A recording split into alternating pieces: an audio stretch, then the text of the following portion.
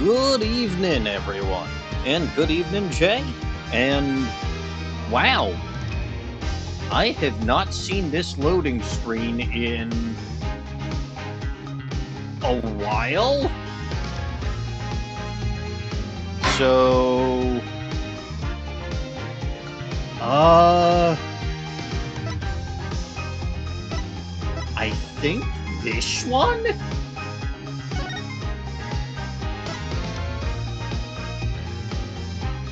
Yeah, because this is the one that I was streaming before. See, this is why I wish someone like Dawning showed up and would tell me what to do. But I'm pretty sure this is what I'm supposed to do. I know they have the dates on them, but remember that I streamed the cases out of order. Right? Turnabout Reclaimed is the bonus episode. So I'm pretty sure... Oh, hi, Dawning. This is what I'm supposed to do, right? I think. I'm pretty sure this is what I'm supposed to do. All right. Good. Episode 3, Turnabout Academy.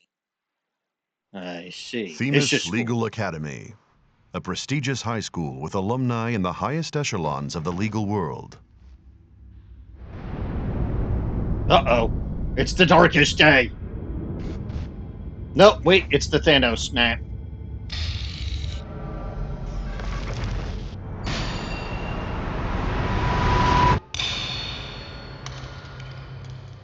No, wait, it's just a murder.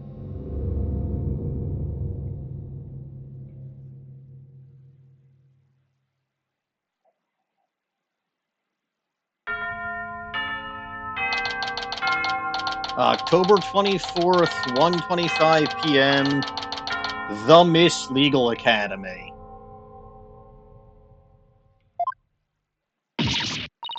Oh no, I'm gonna be late! Oh, it's Athena. Puff, puff, phew, finally! So, this is it, the illustrious The Miss Legal Academy. No, famous Legal... Famous Legal Academy. Why is it always murder, though? Because it's the only crime they actually take seriously here. Except for larceny at one time. And it was literally just that one time, and I still haven't figured out why.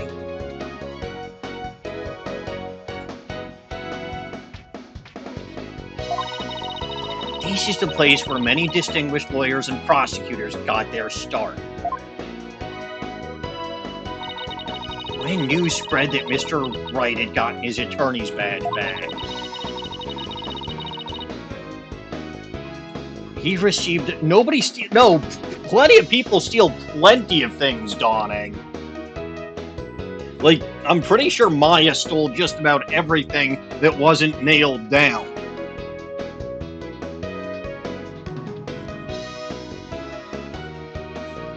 Anyway, I have no idea what kind of actual legal school would want Phoenix to show up. Yeah, we saved the whale. We saved the whale a month ago. We're starting a whole brand new case today.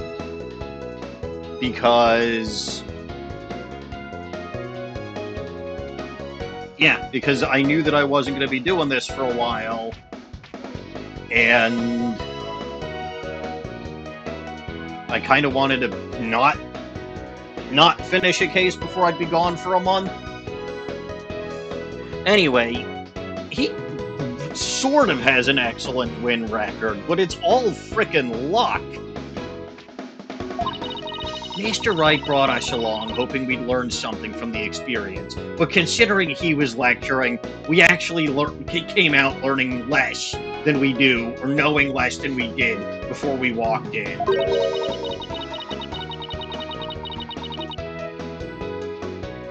Actually, I was probably smart about getting here 30 minutes late. At least it's not all business today. After all, today's their school festival. Delicious festivals.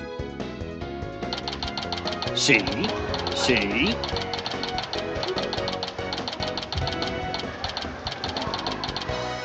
Culpable Curry, Prosecutor and Classy Cafe. No, Prosecute and Classy Cafe. That's adorable. Guilty Dogs. I'm sorry, does that say just Tidia?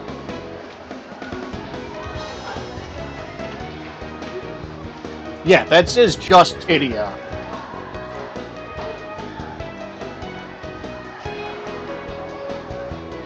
Yeah, I see why you would like to go there, Dawning. Anyway, it's Guilty Dogs. Wow, this place has school festival written all over it. Quite literally. But why all the cold stares? Is it because everyone's in a school uniform except me? Well, I like the way I dress. Yeah, until I started reading about these, I had no clue what the hell a school festival was. It's actually not a bad idea. It really isn't. I wonder where Mr. Wright and Apollo are. Your attention, please. This is an announcement from the Mock Trial Committee. The mock trial will begin shortly. All students and faculty, please proceed at once to the lecture hall. Thank you.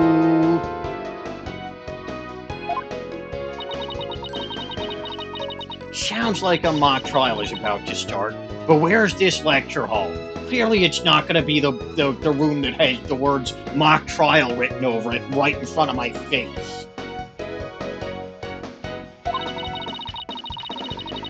Well, looks like all students and faculty are heading that way anyway. Might as well join them. Maybe I'll find Mr. Wright and Apollo there.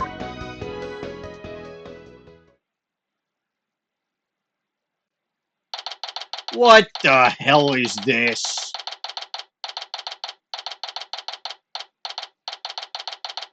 "3F Lecture Hall." Oh, triple failure. Yeah, that makes sense. Hello, Joe. It's, well, I'm here. I did not get stopped literal minutes from starting stream like I did last week. So that was good. I was actually kind of worried that something would go wrong again today. And as I was literally preparing to hit the stream button, I would get interrupted again. This did not happen.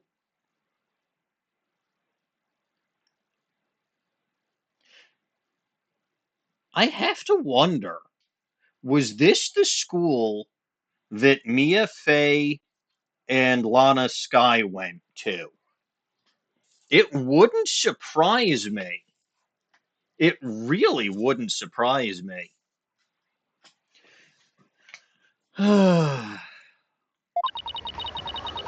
This must be the lecture hall. Wow, they spent some serious money on this place. The district court can't even compete. Hey, Athena, over here. Oh, it's you two dorks. Ah, Mr. Wright, Apollo. I've been looking for you two. I'm so sorry I'm late. It's okay. Sorry we couldn't wait for you. And Apollo's gonna say it's alright. I know less about the law now than I did before Phoenix started lecturing. But we didn't want to be late for our meeting. Lucky for you, the person we're supposed to meet also seems to be running late.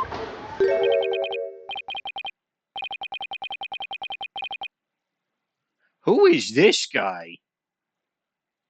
Or girl, or whoever. Well, now. Mr. Wright, Mr. Justice, it seems Professor Court has yet to arrive. What the? Who's this guy? How unprofessorial of her to keep visitors to our esteemed institution waiting like this. My name is Socrates, and I'm an ancient Greek. I shall make her right, I will not. Oh, whoa, who do we have here?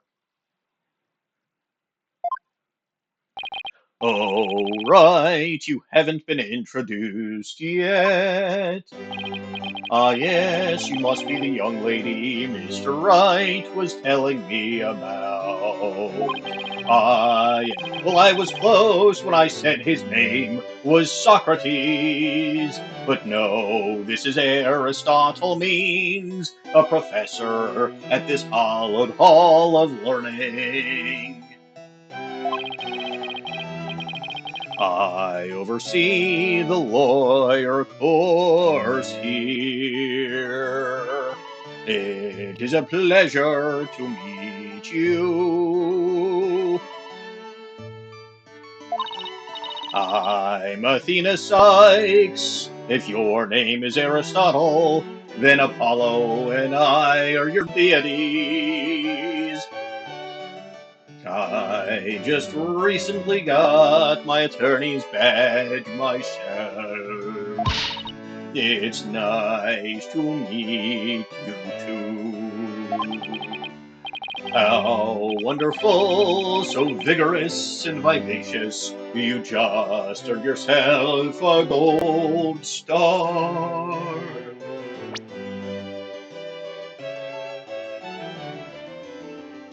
I don't know if I did that because I don't think that I hit that key, but it is my brand new shiny badge. It shows that I'm a lawyer.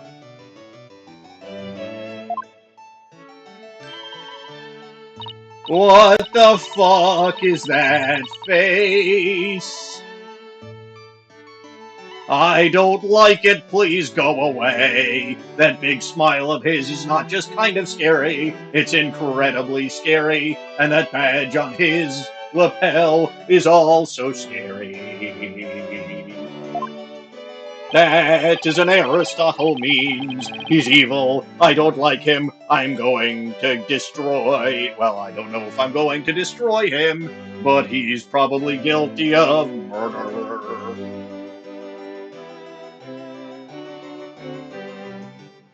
Looks like the mock trial's about to begin.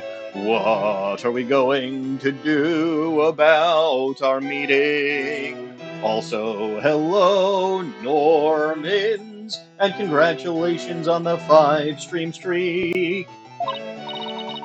Oh, speaking of the mock trial, do either of you know what it's about? Oh, but I thought we had sent a pamphlet to your office. Right, the pamphlet, I must have eaten it. I mean, whatever happened to that? You won't be seeing it again. Trucy used it for the old rip it up and restore it trick. Unfortunately, it didn't work as advertised. Well, it seems I had better explain the situation then. Thank you, Professor. A goblin ate my homework. Let's present an attorney's badge to this professor, who, as KR says, is probably not wearing pants. What magnificent presentation technique. Both your timing and speed were impeccable. Speed, you mean speed's important when presenting evidence too. Absolutely, the speed and approach angle theorems are the first things we teach here.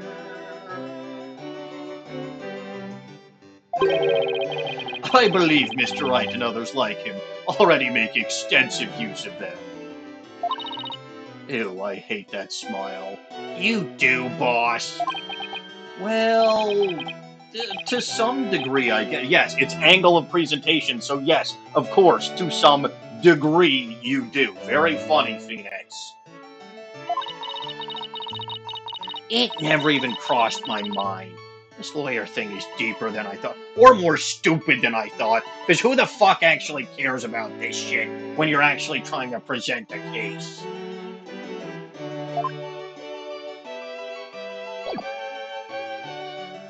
Well, as much as I don't want to, let's talk about the famous Lugal Academy. Yeah, it's an academy of Lugals.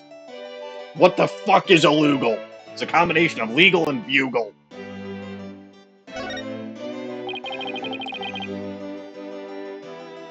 Now, does anyone have any questions? I do, Professor. Could you tell me about your school? By the way, those glasses that he's wearing, they don't do jack shit. They're way too small. And, like, they cover, like, only parts of his nose, not even any part of his eyes. He'd have been better off with a fucking monocle.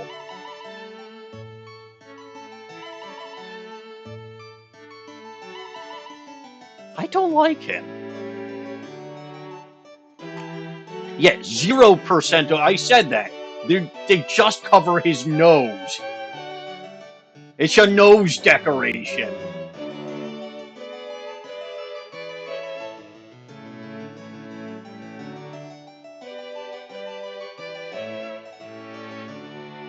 Why didn't you warn me that this guy existed? Oh wait, you don't warn me about anything. What an excellent question. Here's a gold star for asking. No, I don't want to see the smile. Our academy has 3 courses to choose from. Students seeking to be lawyers take the lawyer course. Likewise, budding prosecutors take the prosecutor course, and future judges the judge course. Well, you have everything here for someone who wants to seriously pursue a career in law. Yes, well, that's what makes our school special, and today even more so. I mean, I feel like that's part of the point, Jay.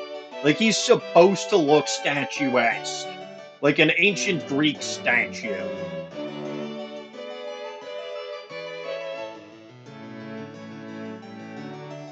Yeah, I am aware that this is not how law school works, KR. This is the stupidest fucking law school I've ever seen.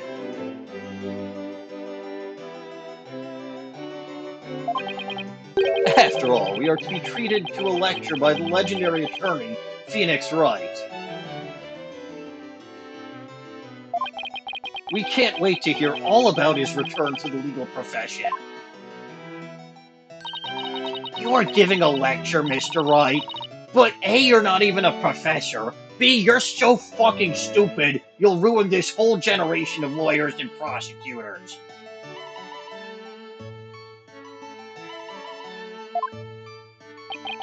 Yeah, well, I'm just giving them what they want. This is a heist. No, hold on, Dawning. I disagree with you that this is a high school. Okay, maybe most of the students are 17 to 18, but as we have learned from Franziska von Karma, Clavier Gavin, I feel like there's at least one other. 17 to 18 is actually a reasonable age to become an attorney here. Also, hi, Shiny Salome.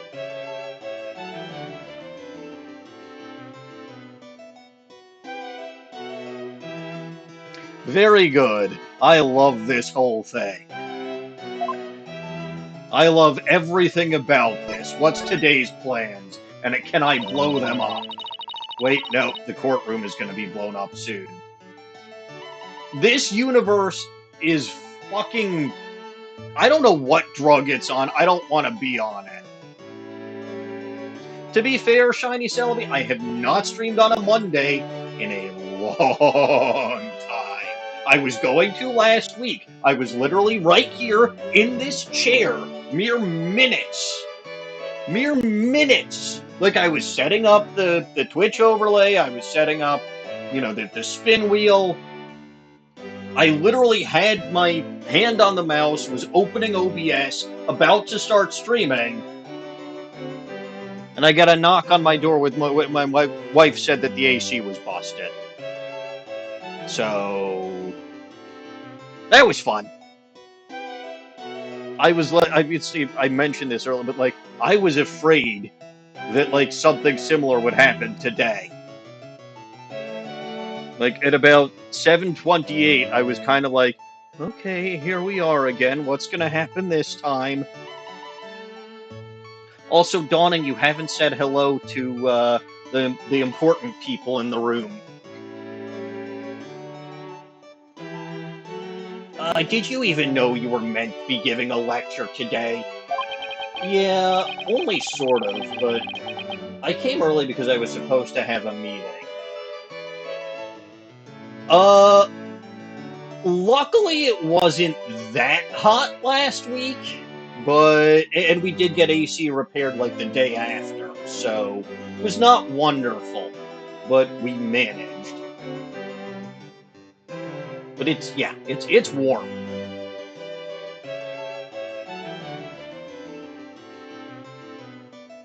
Professor Court's probably dead. That's my guess, anyway. I saw a dead body earlier, it was probably her.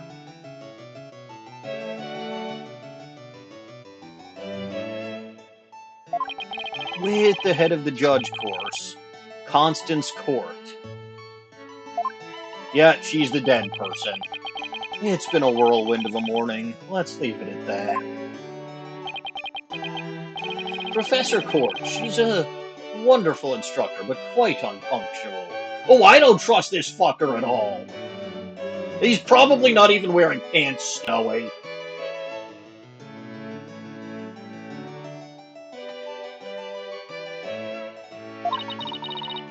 Oh. So that's who's late. KR, that depends. If you're an artist, you don't even have to send souls to the Shadow Realm to draw cards. You can draw as many cards as you are capable of drawing. From what I've heard, our esteemed Mr. Wright here is scheduled to hold a training seminar tomorrow, in addition to today's lecture. Are you fucking... Again, who approved this? Who thinks this is a good idea? Phoenix is an idiot! A training seminar for lawyers. What exactly does that involve? Why, it involves the very skills that make a lawyer Dude, stop smiling. Seriously, it's disturbing. The arm angle when shouting objection. The proper way to strike the podium. How to project one's voice, and most importantly, how to bluff your... Jesus fucking Christ, okay, fine. Maybe this is the correct place for Phoenix.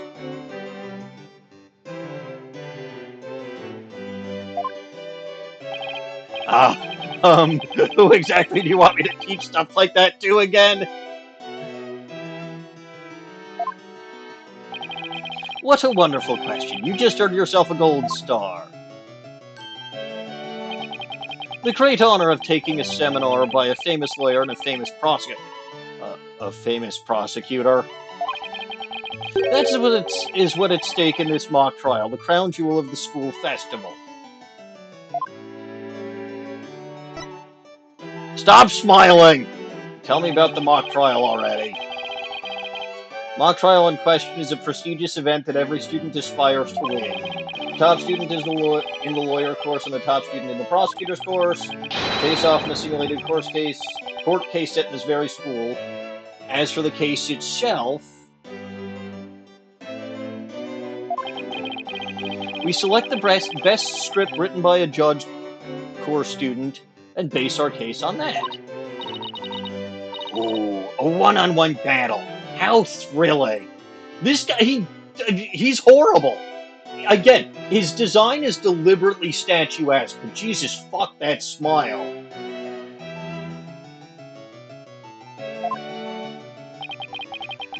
So, if the student studying to be a lawyer wins, they get to take my training seminar. But what if the other student wins? I'm not a prosecutor, so... Oh, there's no cause for alarm. We have a famous prosecutor ready for such a case. Phoenix, right? I am here to whip you in the courtroom again. Or perhaps it's Godo and his 17 cups of coffee. But exactly who it is, well, that is a special surprise. A famous prosecutor? It's not Blackwell, he's in jail. Like, they would find literally any other prosecutor before, well, I suppose Godo is in jail, but... Like, they would find any other prosecutor before Blackwell. Like, I'd believe it to be Winston Payne before I'd actually believe it to be Blackwell. I understand that he gets let out to actually do trial, but they wouldn't fucking let him out of jail on a murder charge for this. What if he murders a student?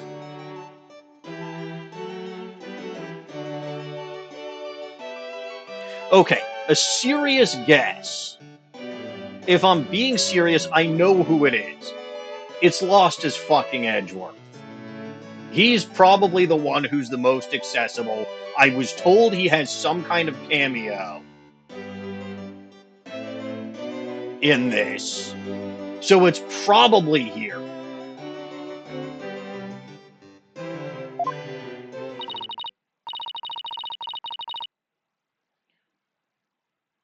Who's this? Professor Means, forgive me for interrupting you and your guests. Oh, it's a small little person with a flower on her head. It's Juniper Woods. Oh, I know her.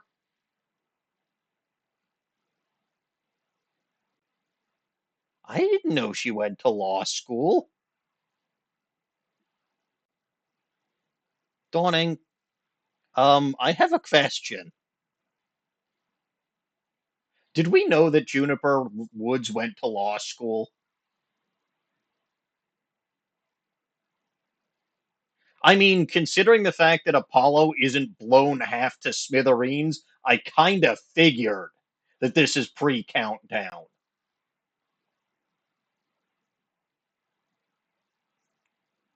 I'm Juniper Woods, a senior in the judge course. Professor, the trial will begin shortly. Since you'll be delivering the pre-trial speech, would you mind waiting up in the balcony until we're ready for you? Why, how very organized you are, Juniper. You've just earned yourself a gold star, too.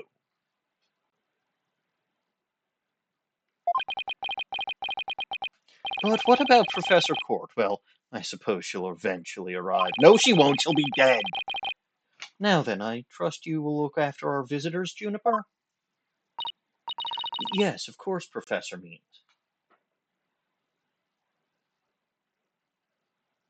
I completely forgot that was the case, Dawning. I really did. Juniper Woods, is that you? Hmm. Then, Athena? I almost didn't recognize you. I didn't know you were back from Europe. Wait, you two know each other? Now that's a coincidence. We've known each other since we were kids. We're like best friends, right, Junie? Yes, well, we live close to each other, so we used to play in the forest together. Yeah, like a lot. Why don't she look at me? I guess I shouldn't be surprised since we haven't seen each other in a long time.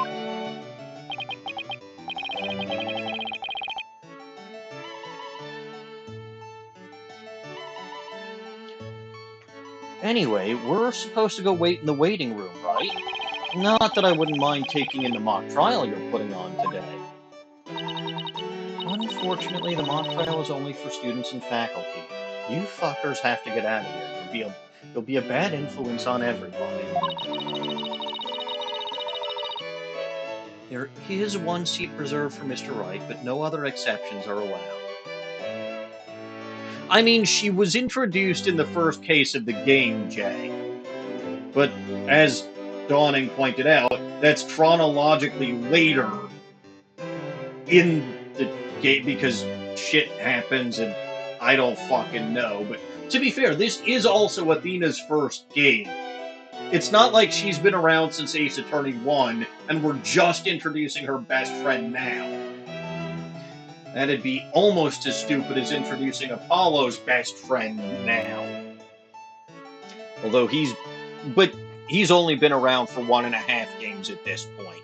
So, and we got a good chunk of his backstory in the previous game. Like, we know who his parents are. We don't know who Phoenix's well, okay, we know who his mother is.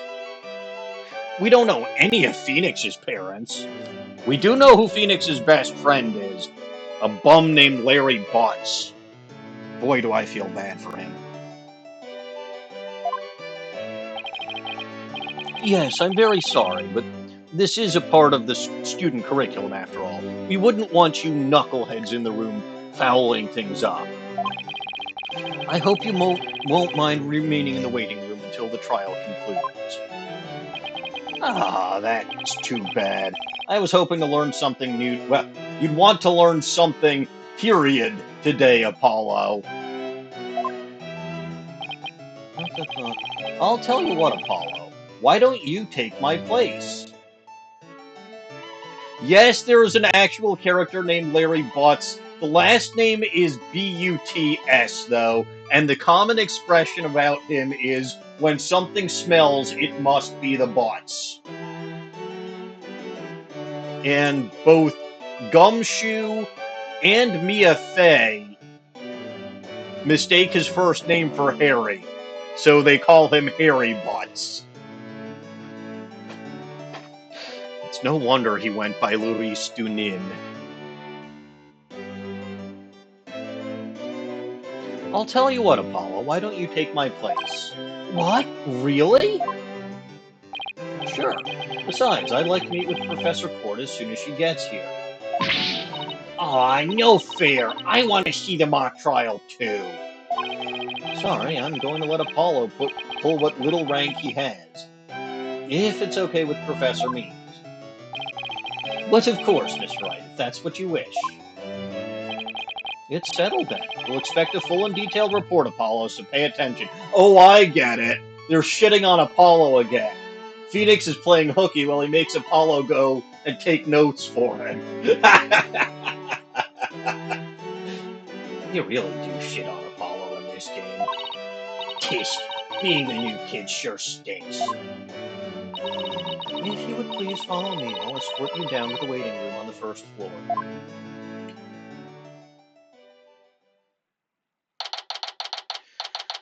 Yes, October 24th, 2:15 p.m., Famous Legal Academy 1F waiting room. Still no Professor Court. It's been over 30 minutes. And Mr. Wright's snoozing away on the sofa. You'd think he'd know better than to go napping on sofas again. This is so boring. I should have hidden the lecture hall and spied on the mock trial. Eek! Well, what the heck was that?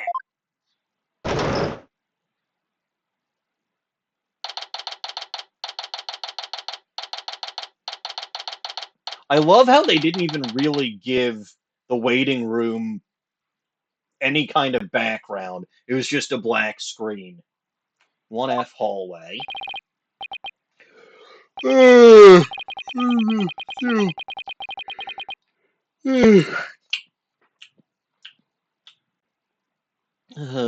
Athena, I could have sworn I just heard something fall and break.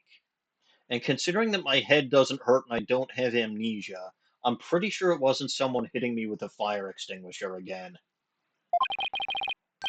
If you go running now, they'll think it was you. It wasn't me. I think it came from somewhere outside. Oh, well, we better go have a look, seeing as everyone else is in the lecture hall. Okay.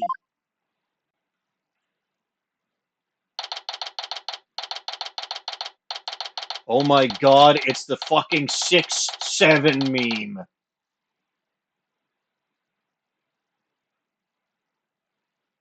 Ace Attorney predicted it decade before it actually became a thing.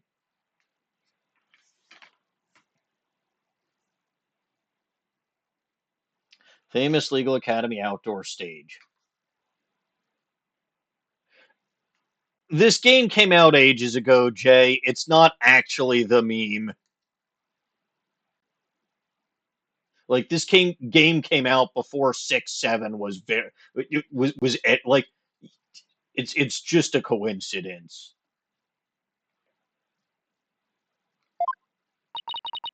And the reason that it's everywhere is confirmation bias.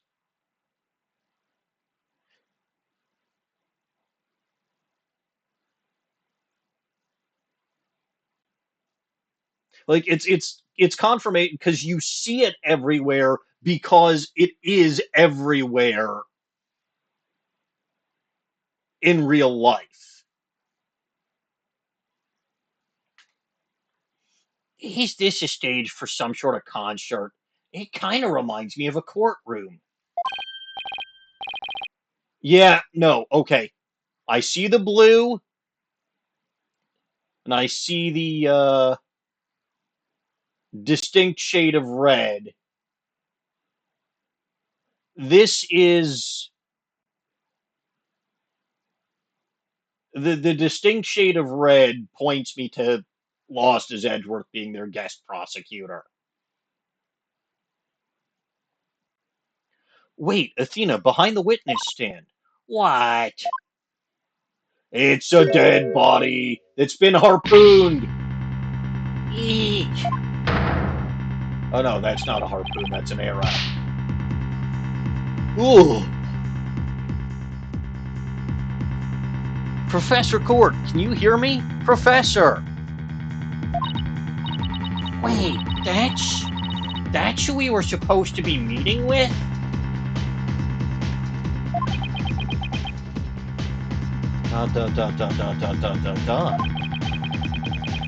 It looks like our meeting's been canceled for us. Yeah, none of us saw this coming. No way. This can't be real.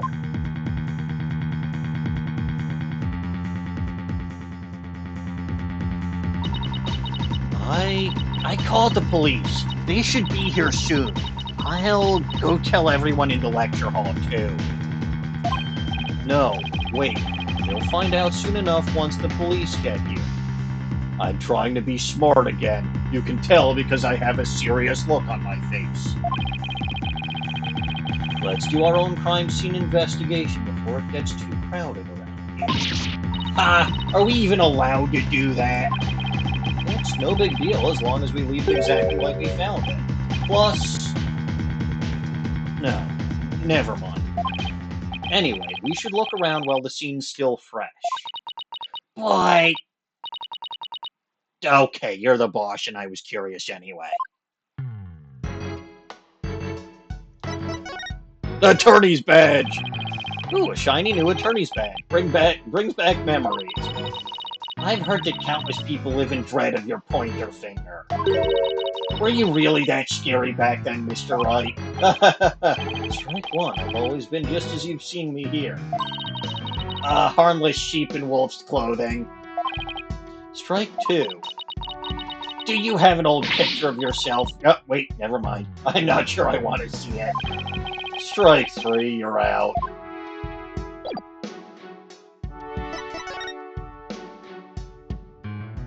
That is true. He didn't always have the vest. He started wearing that after Apollo had one. Any ideas? In addition to checking the body, we should also check the area around it. But we don't have much time. Check only whatever you can. Nervous, Athena? Yes, I mean, no. Apollo didn't bat an eye at the Alderman's body during that case in Nine Tails Vale that I almost forgot about because it was like a fucking year ago. I can't let him show me up. I can do this. Just take a deep breath and focus. About the murder? So, Professor Court was, yep, the professor I was here to meet with. Turns out she wasn't running late after all. How awful. Here she was lying dead and we thought she was late. What was that you were saying before, boss? You never finished. Hmm? Oh, that. Don't worry, I'll fill you in. Later. Right now, let's focus on the investigation, okay? Okay, sure. The suspense is killing me. Phoenix is really, really stupid when he's trying to be smart. Or cryptic. I see you reference to Lost as Edgeworth. We should start by studying the body. I wonder, what's the best angle for this?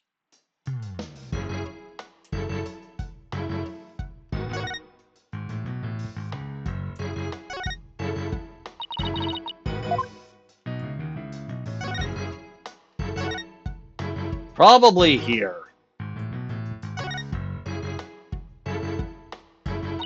Doug, I guess I really do have to examine the body. Well, guess I better get used to stuff like this if I want to be a full-fledged lawyer. And yeah, teenagers do just like to yell things. And nothing they say ever makes any sense. Is this a Bible? What do we have here? A book? I'm guessing it fell out of her chest pocket. Wait, what if it's her diary? That's the most private thing a girl has. Oh, I know. Teenagers do stupid shit in public all the time. They do. My uncle, who I saw last month, used to say that there's nothing in the world stupider than a chicken except for a teenager. I mean, no offense to any teenagers, but I don't know how inaccurate that statement is. True, but considering the situation at hand, well, my apologies to the late Professor Court. No, don't! 22nd, routine report, need to speak with Hugh O'Connor. 23rd, meet with Hugh about that report yesterday. Important. 24th, prepare for mock trial, final confirmation. Meet with Mr. Wright about training seminar. Mock trial begins.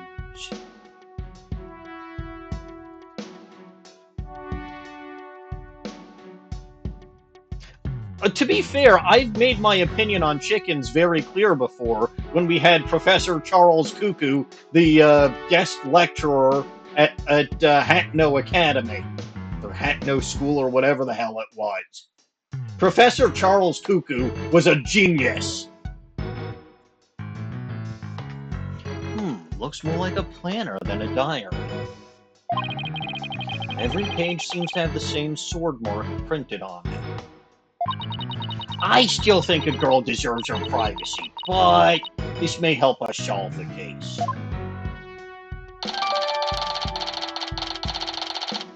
Court's planner added to the court record. Constance Court's planner. A sword emblem is printed on the cover and on each page. Her hands were tied.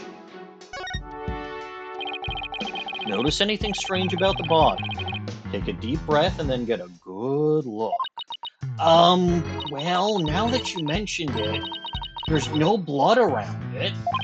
Yet the victim's body is cold and rigor mortis has already started to dissipate. It would appear that quite some time has passed since Professor Court was murdered. The thing is, the quad was packed with students up until the start of the mock trial. Don't you eat Professor Charles Cuckoo. Also, don't mess with cuckoos in general. They might look like chickens, but they can be very deadly. Wait, then doesn't that mean she was killed at a different location? Oh, I know. Killer moved the body here while everyone was in the lecture hall. That means that it could have only been the two of us. You did it. That's a definite possibility. Notice anything else? Her arms are raised over her head and there are dark bruises around her wrists. Yeah, the professor was probably tied up with something. Eventually her wrists were unbound, and as she reached up to stretch, she was killed? Actually, I'm not so sure about this theory. Well, there's not exactly a lot to go on.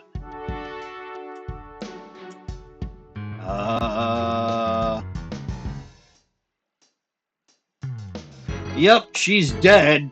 She's very much dead, all right. There's an arrow sticking out of her. Doug. There's an arrow stuck in her side. Gunshot wounds and stab wounds are pretty common, but arrow wounds? This is a homicide any way you slice it. In other words, we have a murder on our hands.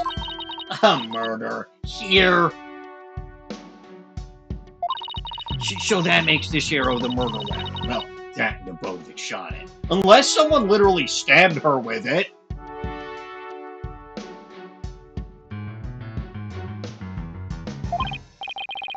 Right, but where could the killer have shot her from?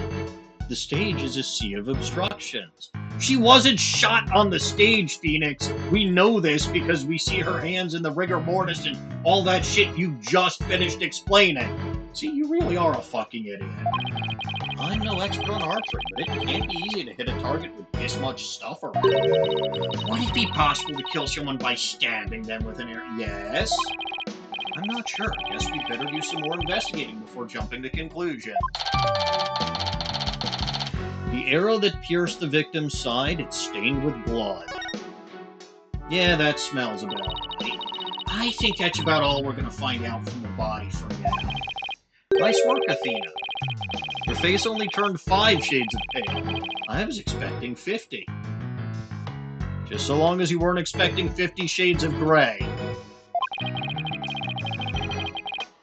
We should probably take a picture of the crime scene, just in case. Okay, I'm on it. Say cheese. Dead body. Cheese. I thought I was the one with the twisted sense of humor.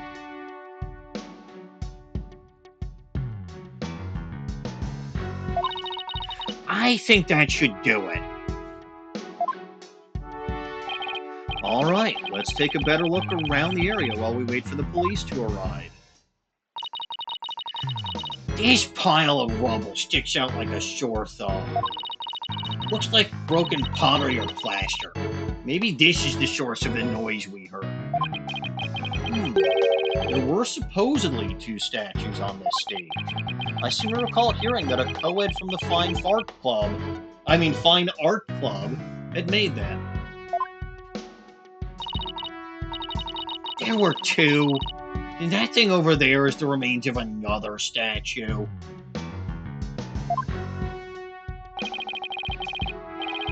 This could be related to the case. Let's take a closer look.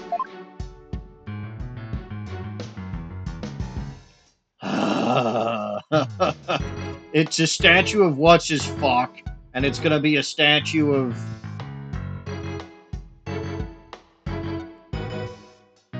I don't like this, but let's take a look. Wonder what this was a statue of. Whatever it was reddish-purple in color. When Apollo and I first got here, both statues were already here, but they were covered up. I bet they were waiting to unveil them when the school festival moved here to this stage.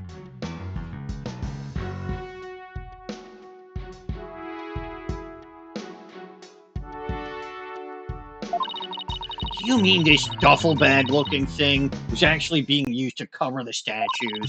I guess that just leaves the question, were they broken by accident or on purpose? What a puzzle this is. Well, what's this fucking newspaper? There's something buried in the rubble. The famous Herald? Wait, we shouldn't disturb it. Let's just read what we can. Pending declaration of love rocks campus? I see Juniper Woods on the cover. Some doofus in a headband and some idiot who looks very serious and sort of boring.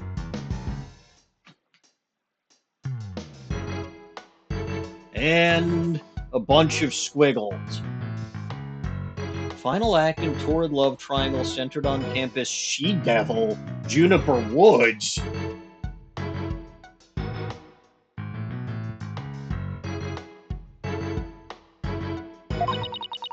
Level-headed lawyer course genius and hot-blooded prosecutor course student will go head-to-head in the mock trial battle for the she-devil's black heart. Hugh O'Connor has declared that he will confess to her if he wins. What the fuck is this? I agree with you, Athena. Yeah, the author of this article is more than a bit rude. The author of this article probably is the murderer. Wait, what? I seriously wish I hadn't read that. You find that more shocking than discovering a murder victim's body?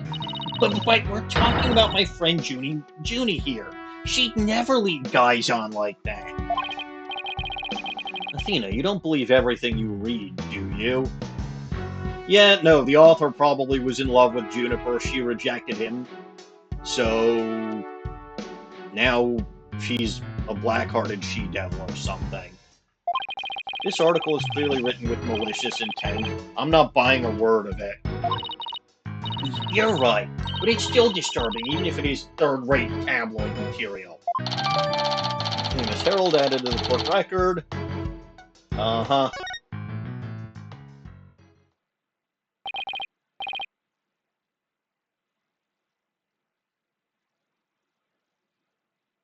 Yes, Aristotle wrote the article. This is probably Apollo. Mr. Wright, Athena. Oh, here comes Apollo. I've never seen anyone move so fast. Listen, something big's happened.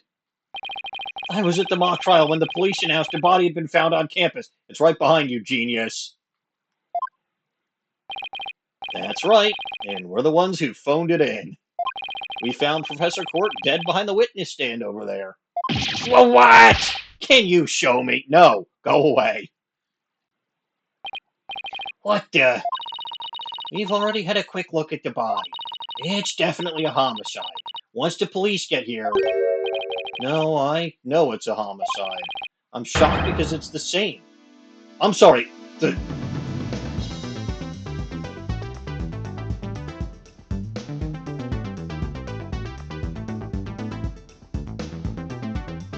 exactly the same. What?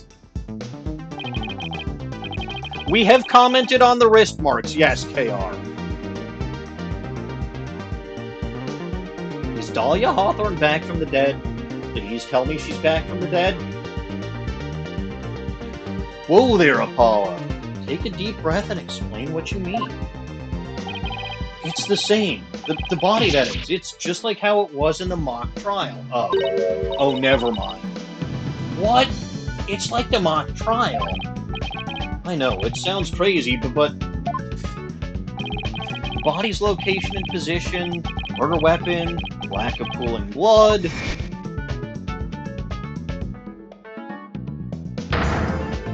Somebody planned this. It's all exactly like the mock trial. You're kidding, right? It can't really all be the same, can it? Hi, Bobby.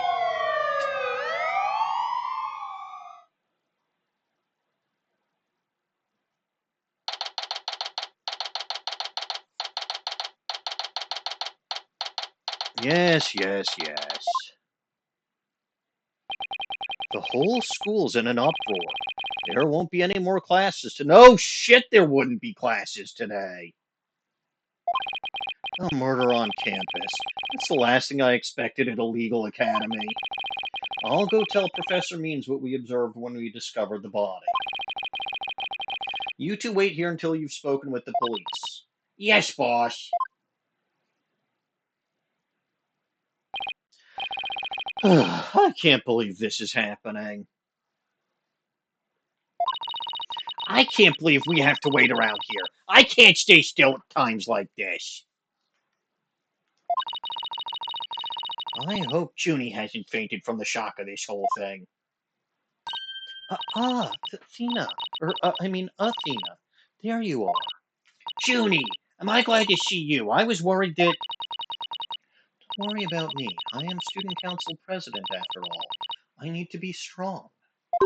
Student council president? Wow, I'm impressed.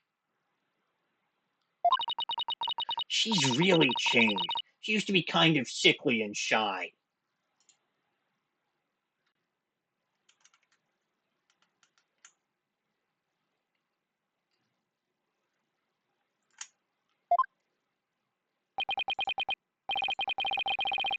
Juniper, was it? You mind if we ask you a few questions?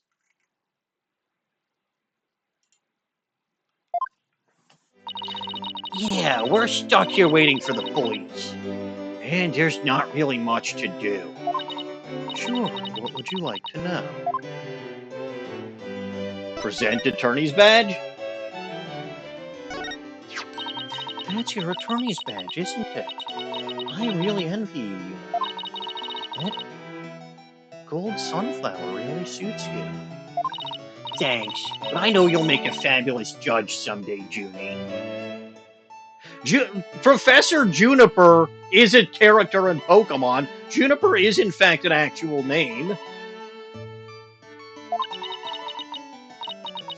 Thank you, but even if I become a judge, I'll never have one of those sunflower badges.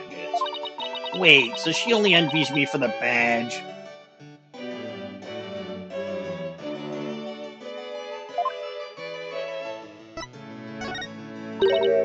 Athena, you know it's against school rules for you to have such things in your possession. As student council president, I'm afraid I'll have to confiscate that. Hand it over, please. But this is important evidence. Oh, well, then I suppose we can make an exception just this once. Wow, she's one tough law and order type president, all right. Oh, boy.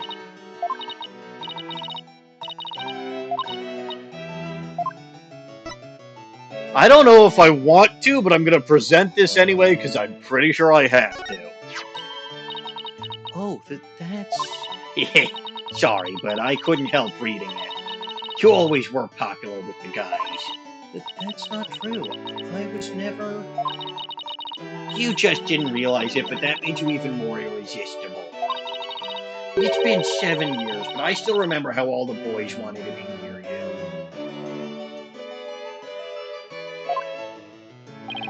I bet you used to get all excited when a guy handed you a love letter.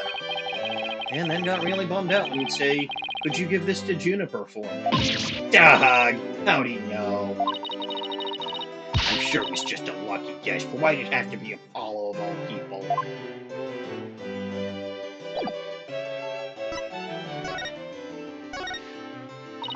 I haven't seen you in ages, Junie. What's it been, 7 years or so? Yes, and I remember how you were always there for me, Athena. Maybe it's just me, but I wanted to ask why you seem so distant. Remember how you used to call me Athena? I liked it better that way. It felt like we were sisters, you know? Yes, but I'm the student council president now. As the student representative of famous legal academy, I have to act properly. Yeah, we are in fact playing as Athena. She was never this stiff and formal before. I knew you wanted to be a judge, but I didn't expect this. It's such a prestigious school, and you're in the judge course to boot. Yes, and Professor Courteing been in charge of it until... Well, you know. Oh, right. Professor Court was the professor in charge of Junie's course. That's also... I mean, that's a better smile than Professor Means, but, like, that's not exactly a great smile either. Like, that is a wicked smile. She must have been trouble. Constance Court. What sort of teacher was Professor Court? If I had to sum her up in a single word, I'd say she was amazing. A judge must always seek the truth. That was her mantra, and she used it in trying to fix what was wrong with our school. She was a beacon of hope in this dark age of the law. What's wrong with your school? What did you mean by that? Oh, nothing. Never mind. Well, if Phoenix was here, we'd see psychedelic clocks. But since Athena's here, am I imagining things, or did I just detect something in Junie's voice? Professor Court chose my script for the mock trial. You're going to be a suspect. I remember that you were a suspect in the case. They got you off in that, and then you were the suspect in the bombing case because they thought you wanted revenge against the court. Blah, blah, blah, blah, blah, blah, blah. Oh, you mean out of all the students in the judge course had to submit a script, and yours was the one she selected? That's amazing, Junie. Oh, thank you, but now Professor Court is... Who would do such a thing? Just yesterday we were working together trying to get things ready. Excuse me. Yeah, I remember she did that. Are you alright, Junie? Maybe you should take it easy for a while. So, she still got that cough, and she's not as strong as she pretends to be. The mock trial. Why do you need a script in a showdown between a lawyer and a prosecutor? Well, we were simulating a trial, so we needed a script as a framework. All the details about the incident and the people involved are included in the script. We also prepared a crime scene, photos, a murder weapon, and other kinds of evidence. Wow, you guys think of everything. Must be hard getting all of that ready. Yes, well, it was only Professor Courtney. After all, we didn't want the script or other elements of the mock trial to get leaked. Yep, this is why you're a suspect. We were the only ones in the entire school who knew all of the details. Must have been a big pain in the... that must have been really difficult. I wrote the script so the case could go either way. That way, the defense and the prosecution both had an equal chance of winning. If you think that's all she's capable of, you've got another thing coming. Who said that? Why am I going to deck you in the schnoz? Oh, it's these two. But Juniper's genius doesn't stop at her brilliant script. Yeah! She gave an award-winning performance as the defendant, man. I think I found a rival to my Cords of Steel. Hugh, Robin, aren't you going to introduce yourselves to our guests? As student council president, I won't have you treating them rudely. You're right. I hear Mr. Wright is bringing a couple of guests with him. That's why the counters exist, Jay. That would be you two, Apollo Justice and Athena Sykes. Yep, I'm Athena Sykes. And I'm Apollo Justice. Nice to meet you. I'll pass on the handshake. I'm studying to be a lawyer. The name's Hugh O'Connor. But some call me Mr. Perfect, because I never score less than 100% on tests. Doug, most pretentious introduction ever. And what's with his hand? Is it glued to the inside of his pocket or what? No. If he's 17 or 18, I know what he's doing with that hand inside of his pocket. Never mind. Let me be the first to apologize for Hugh's totally rude introduction. Sorry! Now, here's my intro. I'm Robin Newman, and I'm going Super Saiyan! I'm studying to be a prosecutor, like the really cool kind that nails the bad guys. What the hell is with this outfit?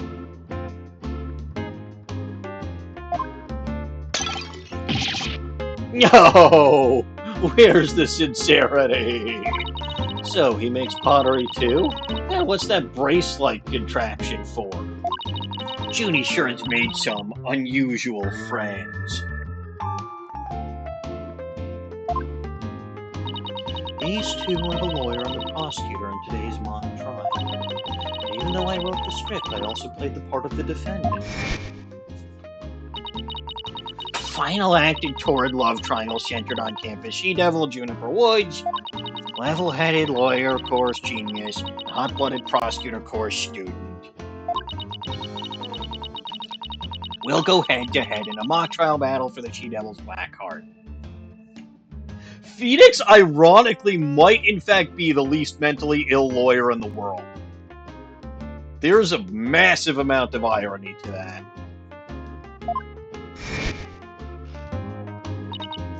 Wait, these two are the guys who are supposedly have a thing for Junie? Juniper, come on. Your role is way beyond just that. That's right! The mock trial's just the start. It's also the school festival's main event. Live on stage, Juniper Woods, and the crowd goes bananas. Woo!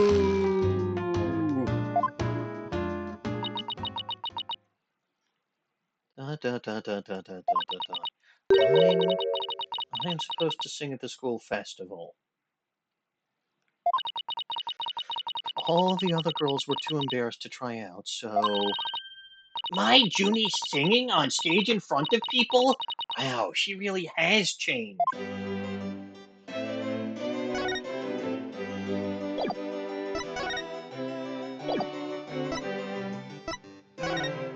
Does this change now that there's other people here? Nope.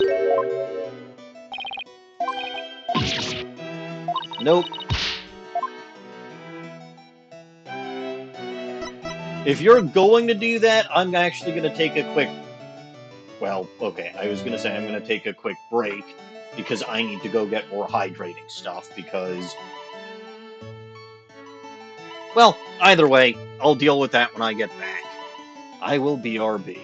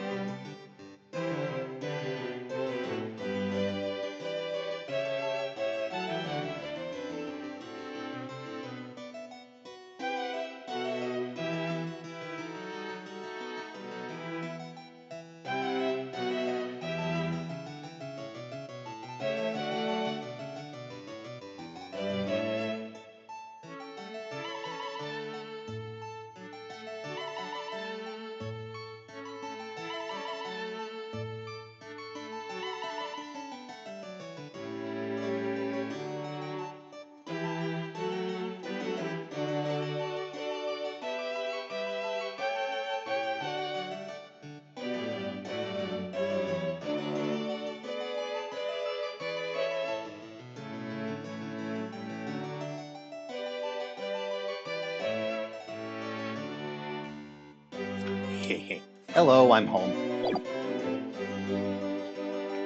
Now I must sing as I talk about Juni's performance.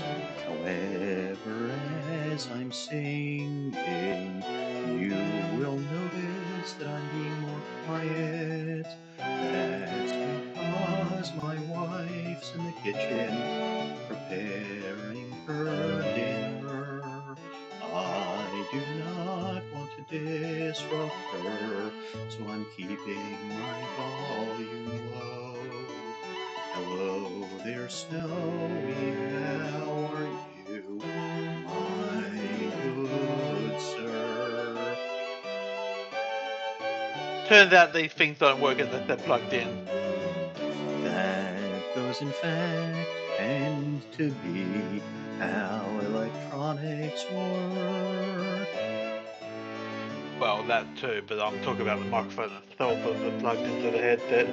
It would be helpful to have something plugged in that will work. Jay can barely hear you. That's Hi, Tommy. because I'm being quiet. As I mentioned earlier, my wife's in the kitchen. I do not. I would check OBS settings because I can hear you just fine. So My microphone is very much saying that I'm being picked up quite clearly. I'm not being as loud as usual. Perhaps in comparison, I seem quiet.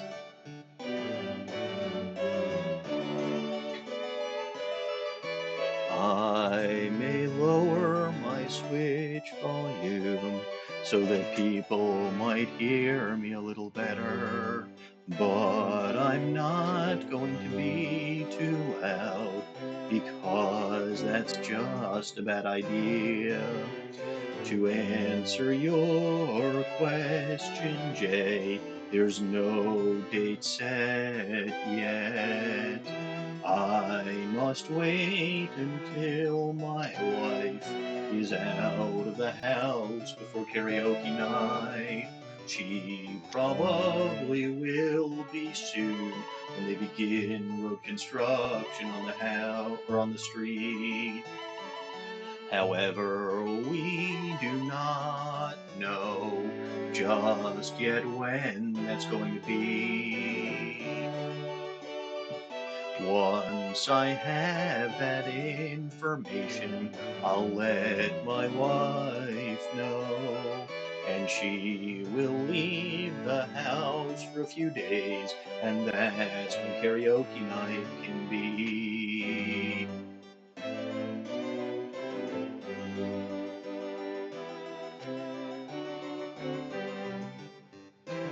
My wife really doesn't like hearing me be loud. That's why I'm being quieter now, so that my wife doesn't have to hear me singing through the basement roof, which is really horrible. It's still really funny to me that once when she was coming home from class, she walked in through our front door and quite clearly heard me shouting the word objection in a very loud and aggressive German accent. But no, my wife does not like being interrupted by my noisiness. That is why we have tried to soundproof this room so much. Soundproofing foam doesn't work.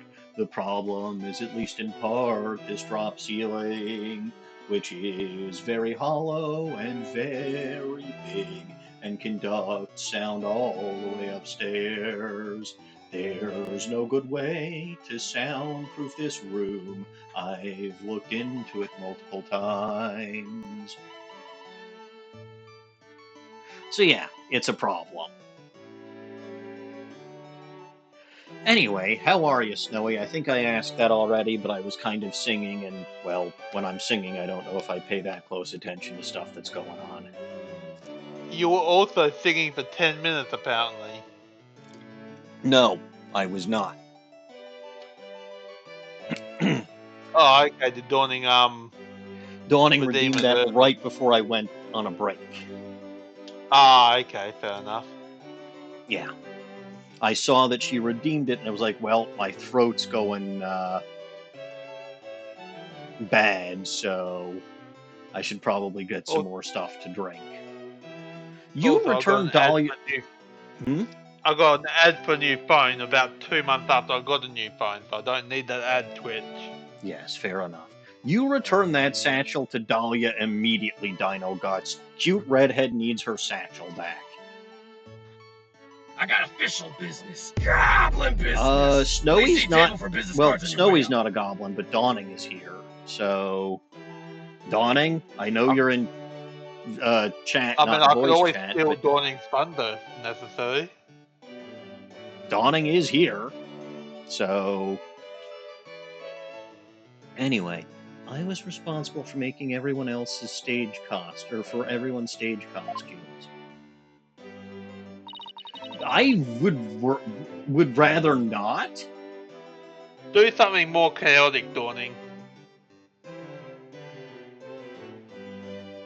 That reminds me of Lamiro's outfit. Brooch constellations throughout, make glow from inside.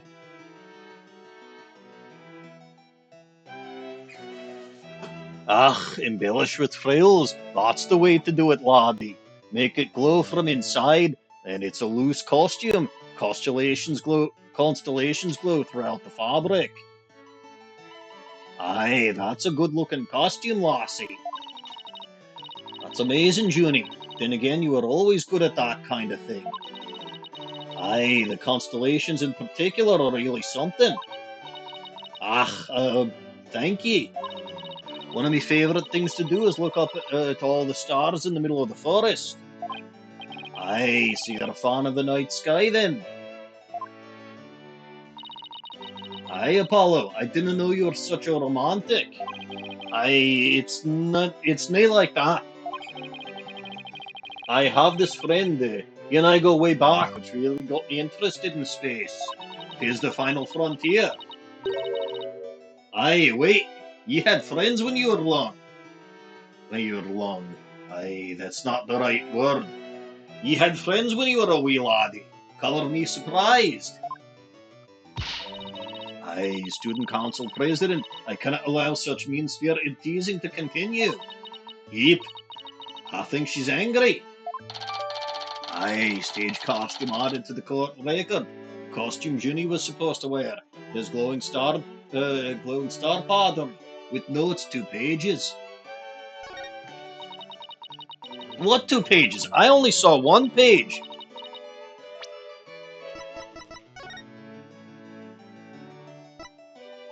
Aye, stage costume notes. Paint the inside of costume with fluorescent paint. Leave time to dry. Draw constellations on outside and make small holes according to the pattern.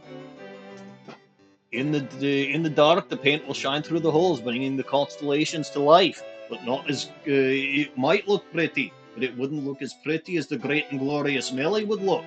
Aye, he shines brighter than will. Nothing ever will. Aye, he shines brighter than the brightest stars in the sky. And his singing voice would be much better than mine. I can't sing at all because I've got a daft voice. Nelly's voice is pure heavenly. It still bugs me that I have Yoko and Erza and Skylar here, but I didn't have a single Melly action figure, or figurine, or painting. I don't have anything for Melly here. This is the worst Melly shrine that ever existed. I must be daft. Regardless, the costumes were not the problem, but as far as the singing, I'm not sure well, you could have just had Melly do it. Nah, forget these two. They're worthless.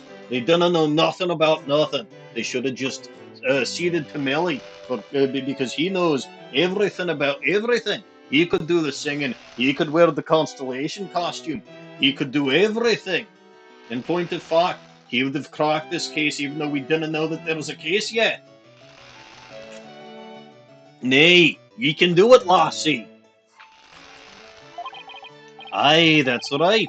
Anyone who says otherwise will have to answer to me. Unless that person is Millie, in which case Millie answers to no one, but everybody answers to Millie. Aye, it's like a chivalrous love triangle. A damsel in distress and her two knights in shining armor.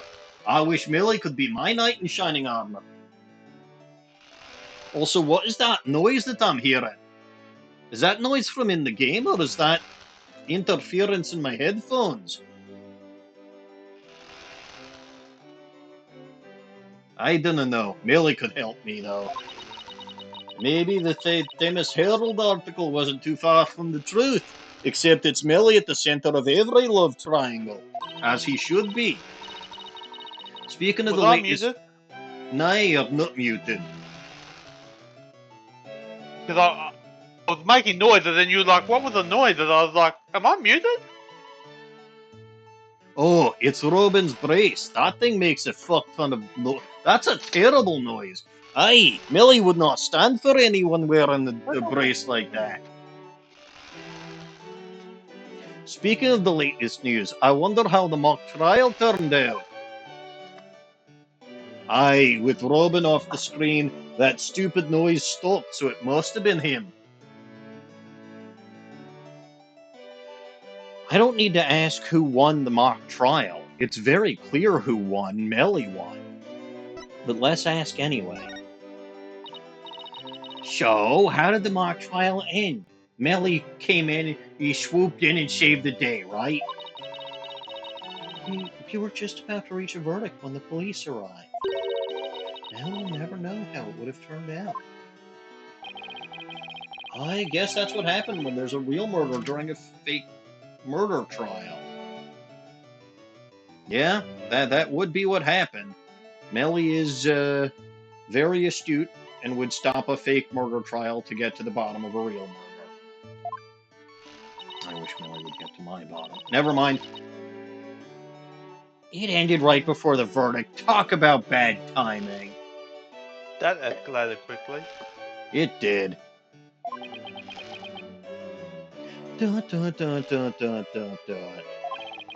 I was this close, man. I bet I would have won. No, Millie. Well, okay, fine. Dawning isn't right. Dawning is right that they didn't bring in Millie because that would have been unfair to both of those dorks. Yeah, Millie's always right. Yeah, he would have been, like, bringing him in anywhere is not fair to anybody because he's so much better at all their jobs than they are. Exactly. But I bet the defense wasn't doing too badly either, right? What the... Zen and the Art of Mastering the Bar Exam. Oral law... No, wait. Civil law, concrete law... What's that last one? Criminal law. Oh, corporate law. I thought that said concrete law. It did say concrete law. Yeah, no, concrete law. You know, concrete law. When they put you in concrete shoes and dump you in the river. That's concrete law. Makes sense to me. Yeah. Yeah. But I have good news. What's the news? I have tea. Tea is good. The better news is that I don't have to be tsundere for that jackass anymore. We'll settle this some other time, and I assure you, I will win when that time comes. Like I'm gonna let that happen. I don't think so! Are you sure?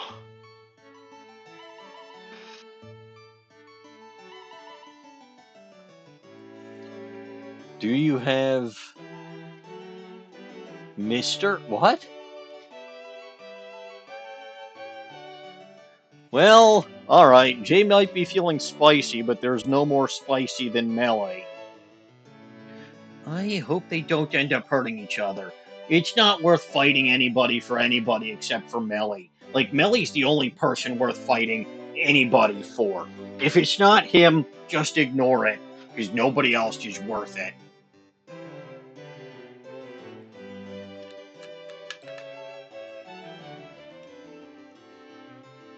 I'm confused by what Dino Guts is saying, but I Melee... get it, Dino Guts. Oh, I have spice Miss tolerance. Oh, yeah. I don't have tea. Melly would have tea. Melly always has tea because he's a very chill guy. Like, tea is the drink for people who enjoy to just sit and relax and you know, have a nice cup of tea and be peaceful and yeah, that's Melly to a T, literally. Haha. But yeah, no, he's.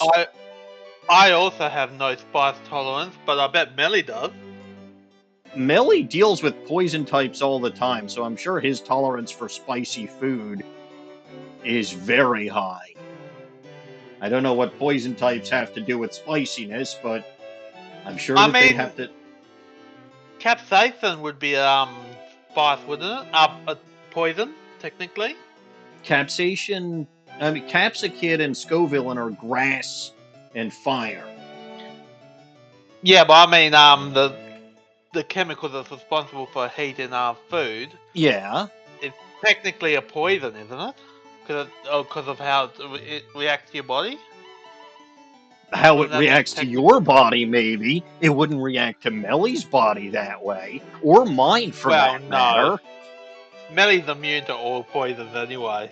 Yeah, Melly is immune to all poisons. Melly is just fantastic and wonderful. And honestly, I'm looking at this costume that I've got Urza, the Urza figurine in here, and I'm wondering what it would be like if Melly was wearing that costume. I really don't want to think about it. Actually, I really do want to think about it, but I don't want to think about thinking about it, and I don't want to admit that I want to think about it, and this is all very confusing, and my head hurts. And my heart hurts. My heart hurts, and it aches for Melly, but I can't have him because I refuse to admit how I feel about him, and it's just... Yeah, no, birds don't give a damn about spiciness. I don't give a damn about spiciness. Melly doesn't give a damn about... Okay, spiciness, like... Are you a bird? Horseradish. I can... Like, horseradish will clear out my sinuses.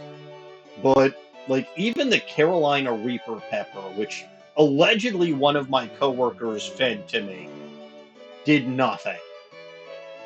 Like, I ate some of it. I ate some of the seeds, which are apparently the most spicy part of it.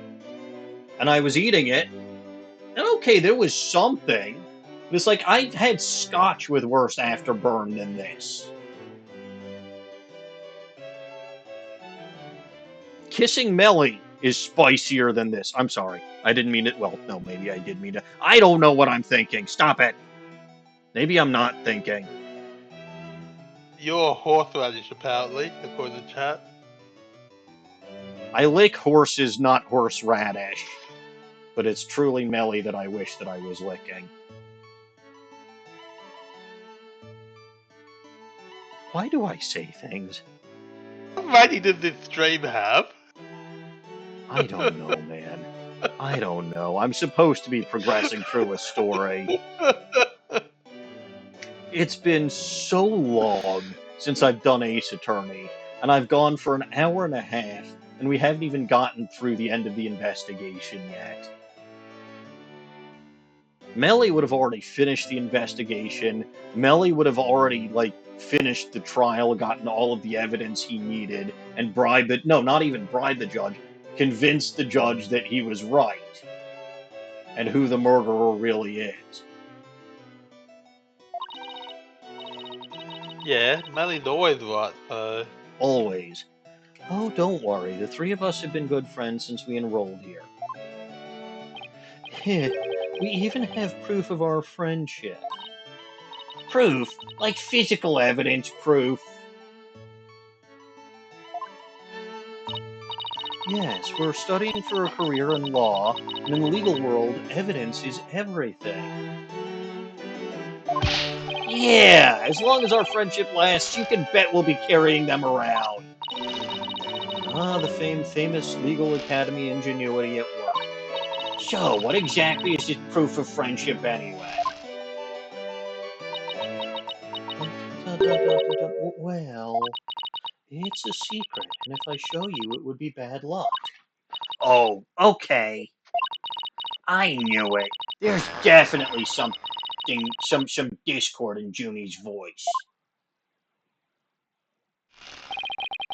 Our friendship is sacred and inviolable. It's not something to be put cheaply on display. Proof? We don't need no stinking proof. Three friends forever. Us three are friends forever. Sorry, I saw the badges. We don't need no stinking badges. And then I just kind of skipped the rest of the line.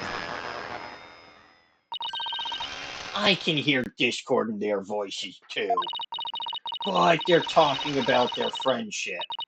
What's going on here? Something wrong. Hey, Athena? Dawning. I got Here, have official this, Dawning. business. Goblin business. Oh, boy. Please see table for business cards on your way out. Why did I re-enable all of these? Because you enjoy it. No, it's nothing. Oh, all right then. Hey, isn't that... Everyone stay right where you are. Don't move a muscle. Objection. It is I, Detective Manfred von Kammer. Something is very wrong here. Why, if it isn't my little lawyer friends, sorry, but the small talk will have to wait. Hey, Juniper Woods, you're under arrest for the murder of Constance Court. ... I'm what? You must be mistaken. Wait a second. What is going on here? Why are you arresting Junie? Please, Detective Fulbright, we are involved in this case too. Aha! So you are the lawyers the dispatch said were the first on the scene. I can't tell you everything, but I will say this. There are two major reasons for her arrest. Number one, the suspect led somebody to where the body was. I didn't. And number two, the crime scene is exactly how the suspect portrayed it in her script. But you can't arrest her on just those grounds, except Juniper herself mentioned earlier that the only people who were aware about the script were her and the professor. So I understand why they are doing this, but of course, somebody else must have known about that in the first place. True, but there's more. However, Prosecutor Blackfield specifically told me to say no more than that. Oh, so Blackfield's the prosecuting attorney on this one too. Detective Fulbright, we found this in the suspect's pocket. It is bloody, and I think it is an awl. But that is probably evidence from the mock trial. Why there's blood on this? That's evidence we made for the mock trial. A mock trial? I have never heard of such a thing, but it sounds fishy to me. Real fishy. Oh, I know what he wants. Based on the last case, I know what he wants. He wants a fish for a bribe.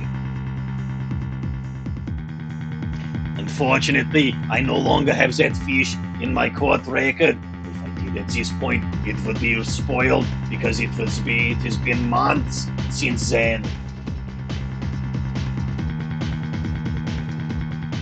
I'm sorry, Detective Fulbright. I cannot bribe you with fish. Now, if you would, officers. Yes, sir. But, cough, cough. I cough.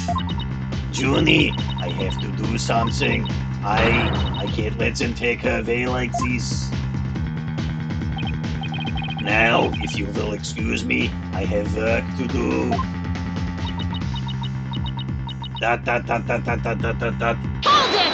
Hold it there, detective. Hold it! I refuse to believe that she's the killer! Junie! I've decided. I'm going to defend you. I'll fight with everything I've got.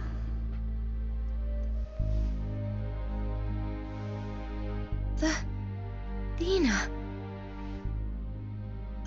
Junie, it's good to hear you say that name again.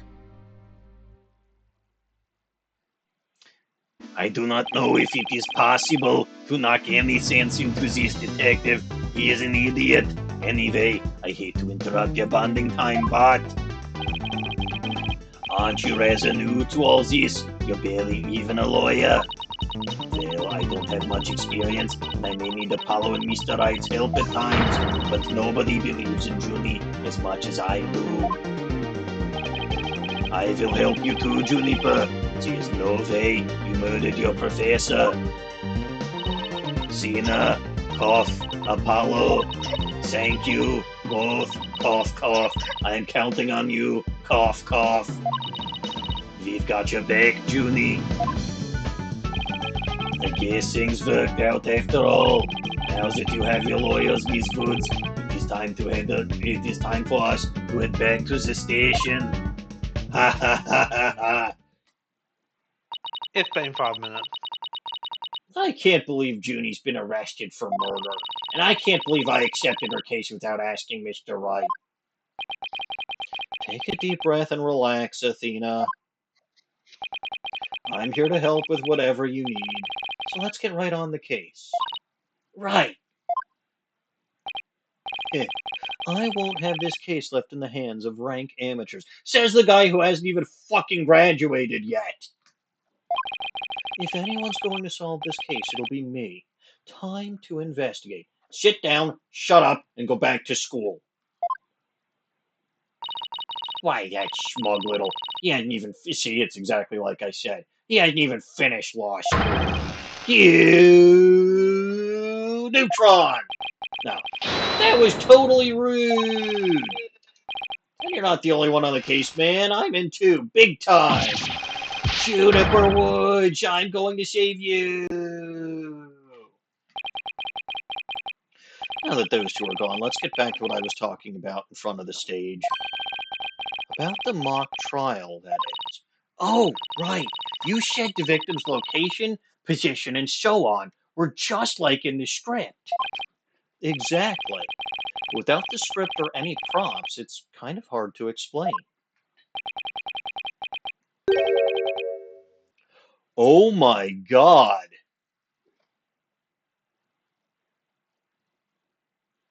I did not see this coming.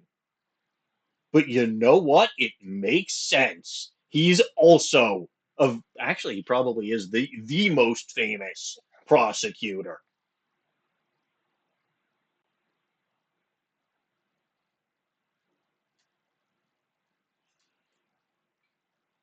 Apollo, your boyfriend's back.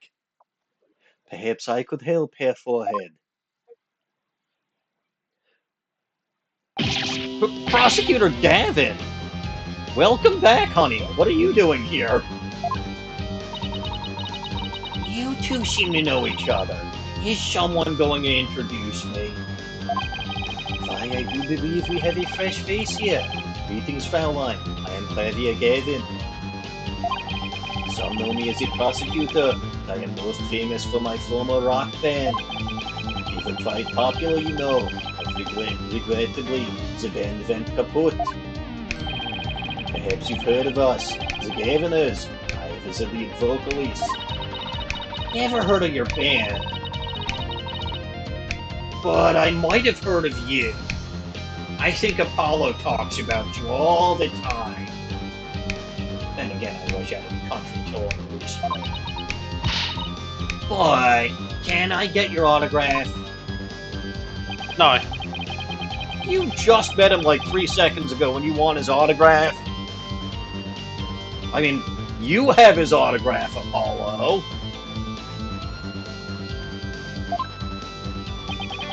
Forgive me, Fraulein. I've retired from the music biz. But I'd be happy to No offer autograph. Yeah. But I'd be happy to offer my autograph as rockstar prosecutor Claudia Gavin. Oh, okay, that one then. She's a lively one, eh, here for her. Didn't know she was your type. I thought I was your type. She's the newest member of Write Anything Agency. That's all. You know I love you, Flavia. Nice to meet you. I'm Athena Sykes. A pleasure to meet you too, Athena Sykes. Now that the intros are out of the way, I'm sure you have some questions for me, ja here forehead.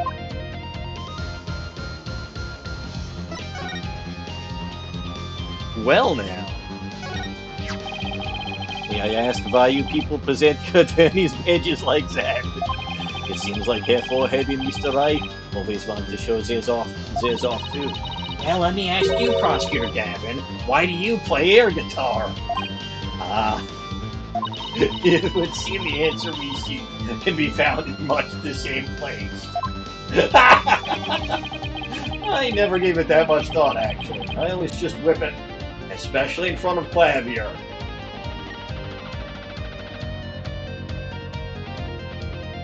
I'm really not sorry. I'm really not sorry. Has the wheel been spun this stream yet? Probably.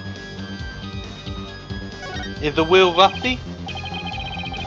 Is the wheel what? Is the wheel rusty? No. By Fraulein, what a wonderful piece of evidence you have there. I imagine no matter what you present, it would be impossible for it to be more persuasive than your beauty. Too bad it doesn't work that way in court, too.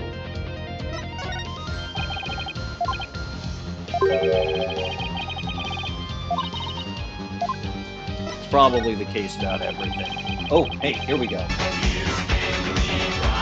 Well, I did have it queued up just in case.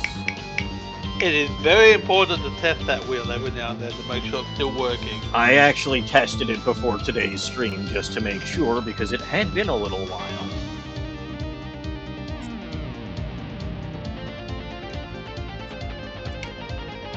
Anyway, I admit I'm disappointed. Like, this would have been the perfect way and the perfect time to bring Edgeworth back. Like, seriously. He's the chief prosecutor now, I think I heard someone say. So, like, okay, Clavier is a famous prosecutor. But why get just a prosecutor when you could get the chief prosecutor? Chief prosecutor, king of the prosecutors, king of my heart, Miles Edgeworth. Like, this guy is fine, but he's not Edgeworth. Nobody compares or competes with Edgeworth. For no reason. He's just the absolute best and the absolute greatest.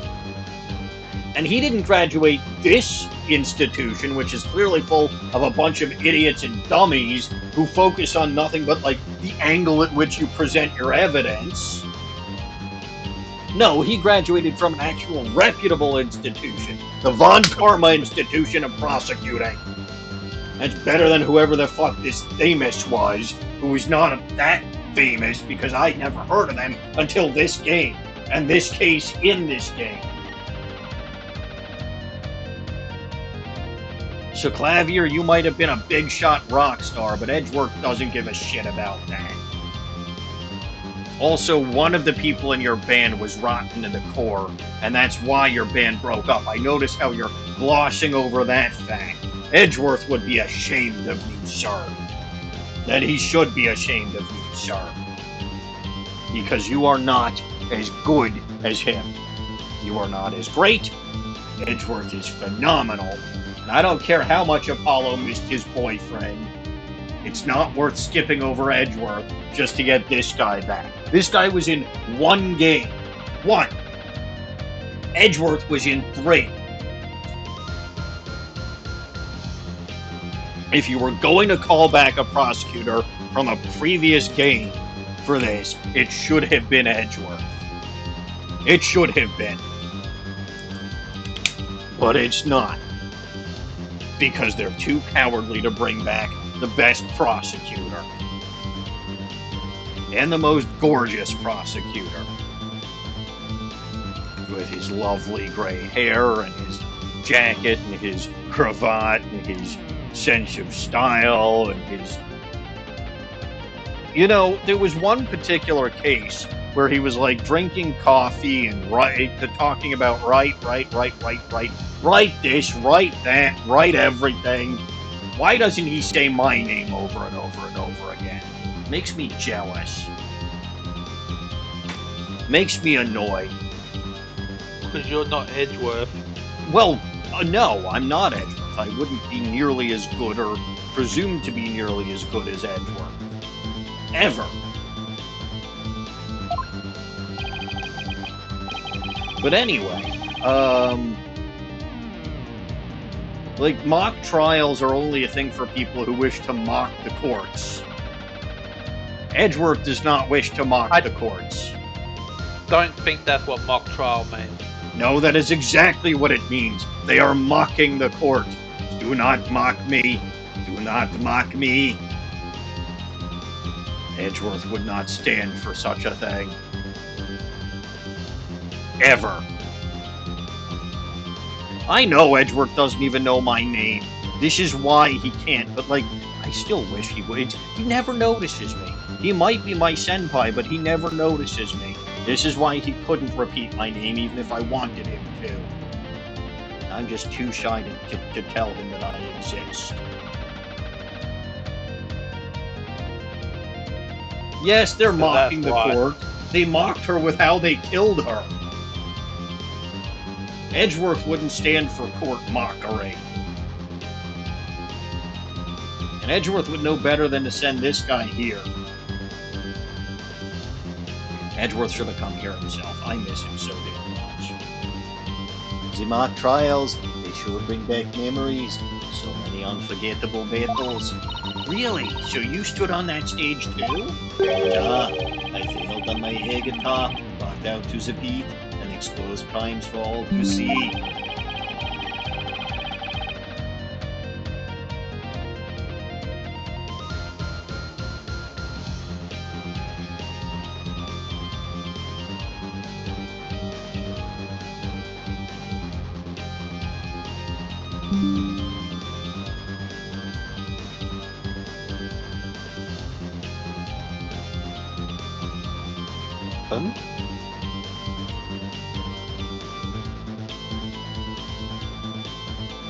I'm back.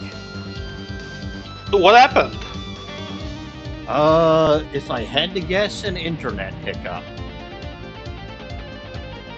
It's Because I saw the stream flicker, then next thing I know you've gone quiet. Yeah, no. It's particularly stormy here. And it will be for quite some time. So, that's probably interfering with the internet a little bit.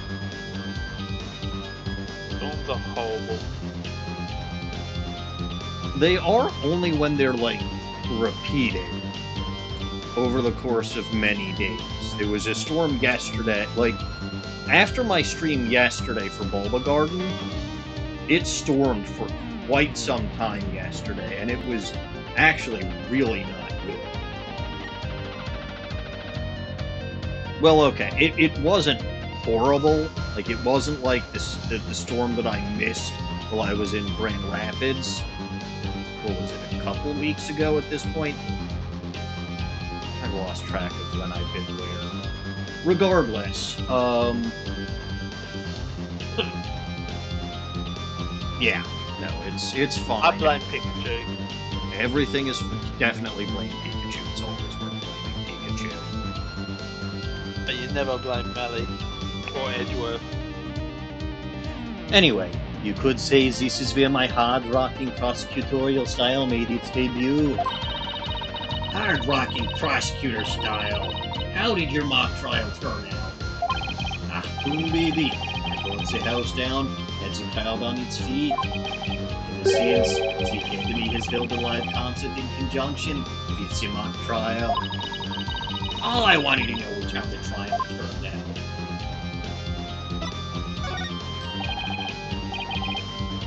That really does look like... Blame the boogie. The boogie is in fact someone to blame, yes. Alright, bud. Why are you here? So, what are you doing here, honey? I mean, Prosecutor Gavin. I'm here for the same reason as your boss. Give a lecture and a training seminar. So he's the famous prosecutor they invited. And I have another crucial role to play. So Gavin is getting back together for a one-time special performance. Especially the guy who murdered the international police officer. Even though you guys disbanded,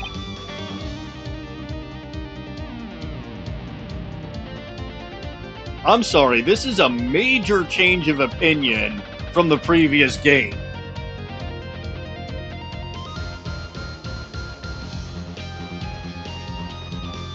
Even though you guys disbanded, which was a shame, by the way. Really. Ja, I know how much you adore the music here for him. Anyway, I studied abroad in Germany to get my badge early, but I didn't graduate from here. Wait, so that performance Junie mentioned. Ah, I see you've already heard about that. One student representative was selected to sing with us on stage. And the stage was supposed to look like this tomorrow.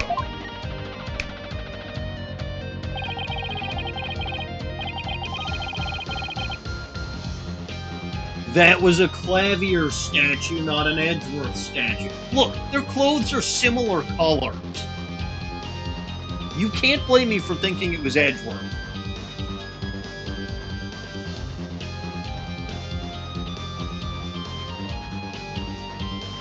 Should have been Edgeworth. Two big banners and a pair of vacant statues. This is just an illustration, but it is not half bad. Wicked statues. Wait, are these supposed to be you and Mr. Right?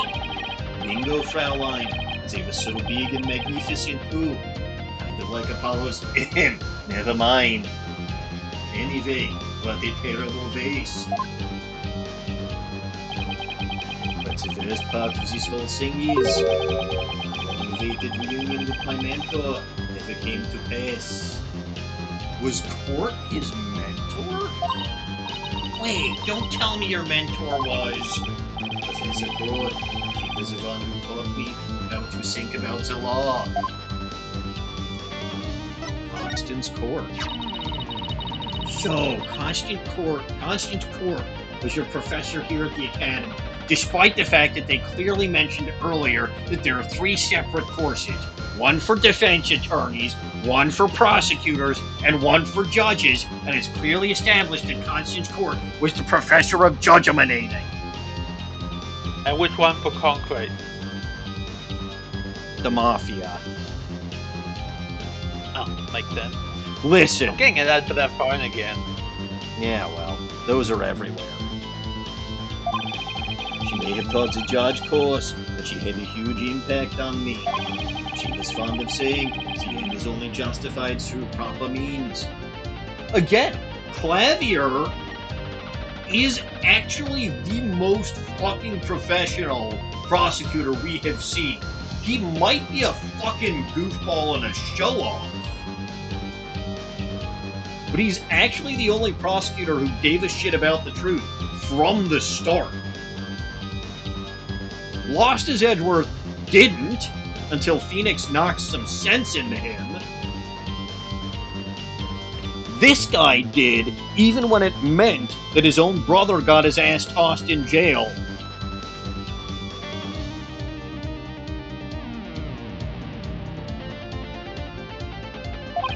She wouldn't tolerate dishonesty, but always revered what was right beyond all else. I can feel Prosecutor Gavin's sadness. Oh no, I think I'm gonna cry. Sniffle. Athena, are you tearing up? Well, I can't blame you.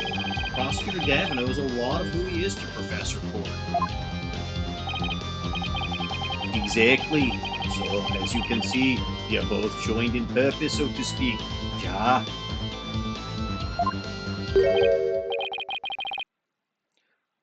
I mean, Apollo wouldn't date someone who lies in court. That's true. Now, let's rock this place hard. I forgot to check the people in. Why is Trucy here?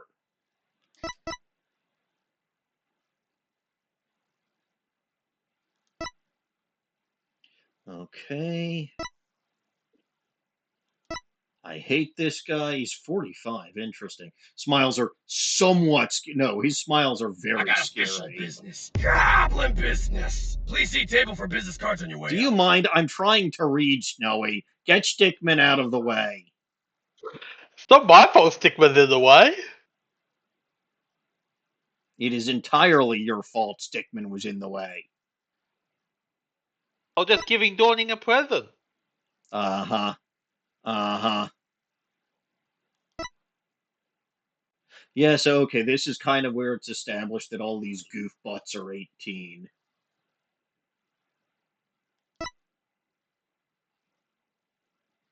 Tends to shout at people. It's always old Bag's fault. Always. Wait a minute. The lively detective in charge of this case. He makes you wonder what justice is really all about. Mr. Rockstar Prosecutor himself, he was the leader and vocalist of the Governors. Yes, indeed. Anyway, now, let's rock this place hard. It's always good to say that in old Bag's voice. Huh? I don't follow. Let's rock what? Forget already, here, forehead. I said I'd help you explain the mock trial. We're going to reprise it right here in the lecture hall. It might help us catch your killer. October 24th, Famous Legal Academy, 3F Lecture Hall. Well, here we go. Mock trial reenactment. All rise. Right, the stage is ready. And you, Hair Forehead, are ready to rock? Yeah, boy. No, the defense is not ready to rock. You saw the actual mock trial earlier, right? Just relax, you'll do fine. And yes, apparently Dawning, Clavier did miss courting his boyfriend. Very, very funny and very, very appropriate comment. Besides, we have the script right here.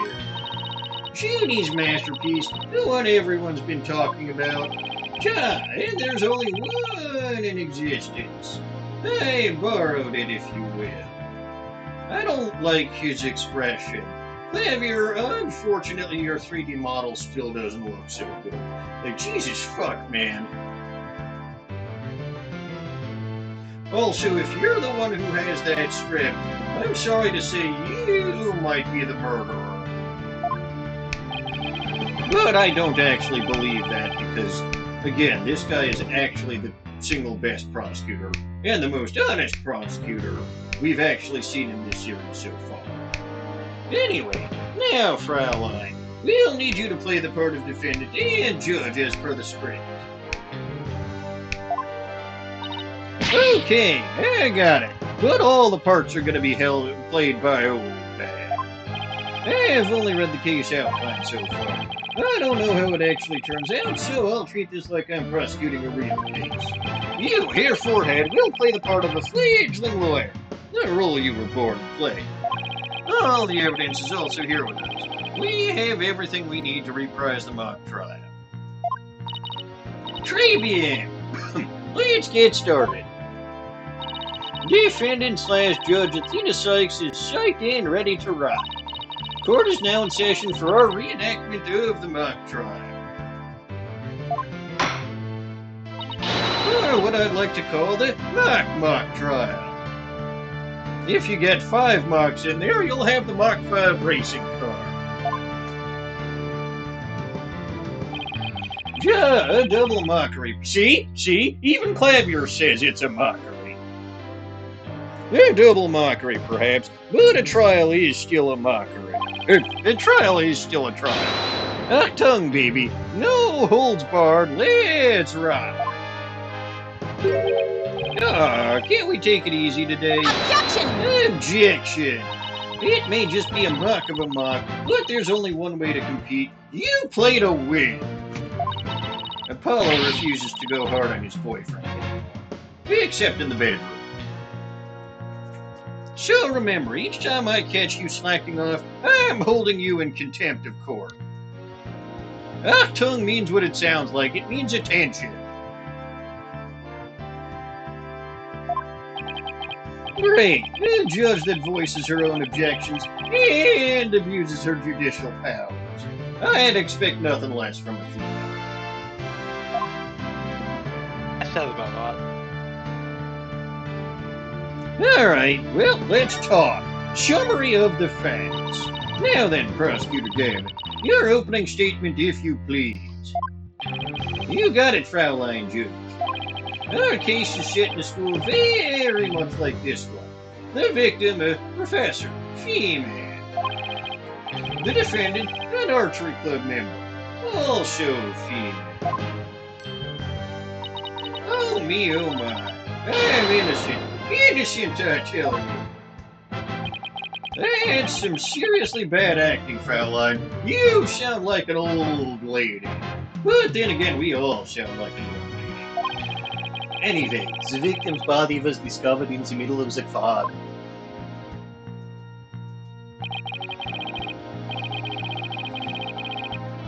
That's not the same. That is not the same. Wait, why do I not have the picture we took? I know we took a picture.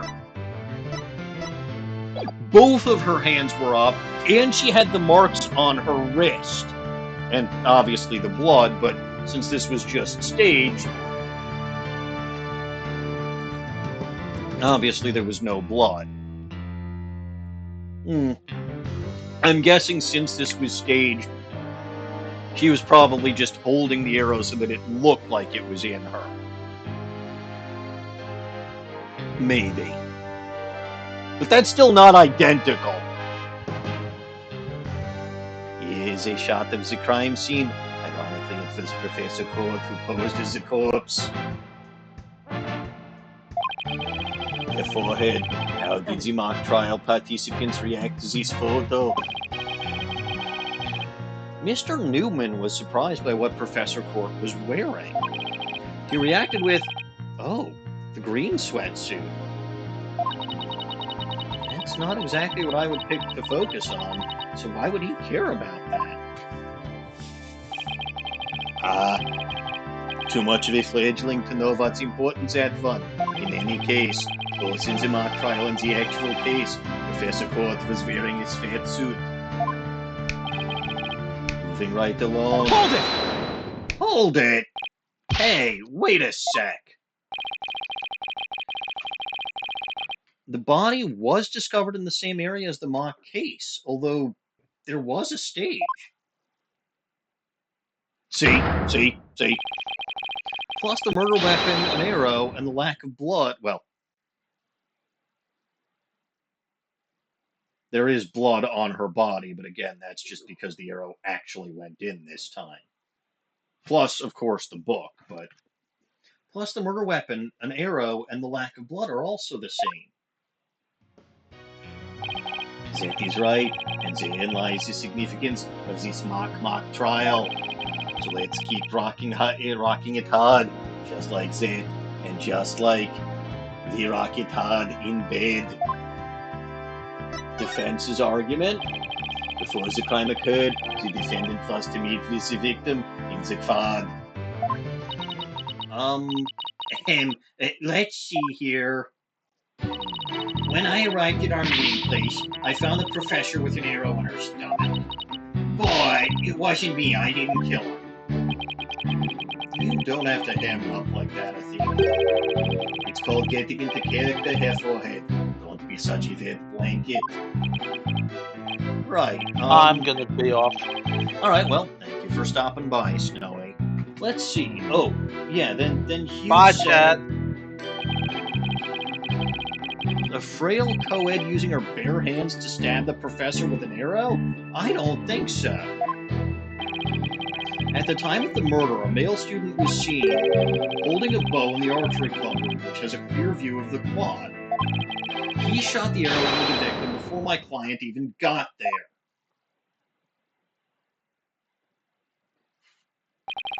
Nine here, forehead. That faint swagger does not suit you in the least. Order, especially you, Mr. Justice. Me? But I was just trying to get into it like Mr. Euro Rocker said.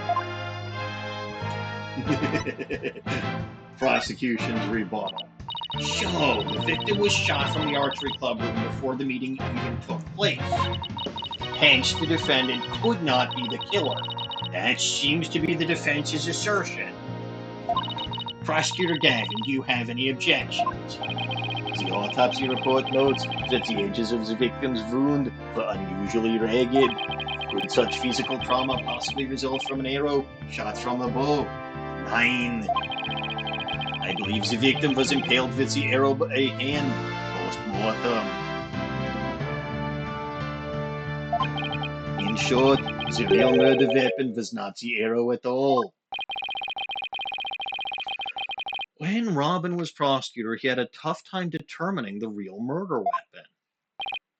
Well, he's just a student, a warm-up act, while I am the real deal, the headliner, so to speak.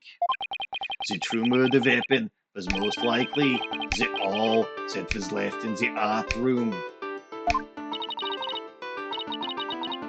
An awl? What's that? An awl, you say? What might that be? Yeah, she's doing a good job of pretending to be the judge because the judge doesn't know what anything is. It is a kind of tool used for poking holes in paper, wood, and other materials such as human beings. It's kind of like an ice pick. I have a photo here if you are interested. Gross! It's all bloody up to the handle. Please tell me it's just paint. Most likely, Fraulein, but the realistic jar, let's pretend it is real blood for now.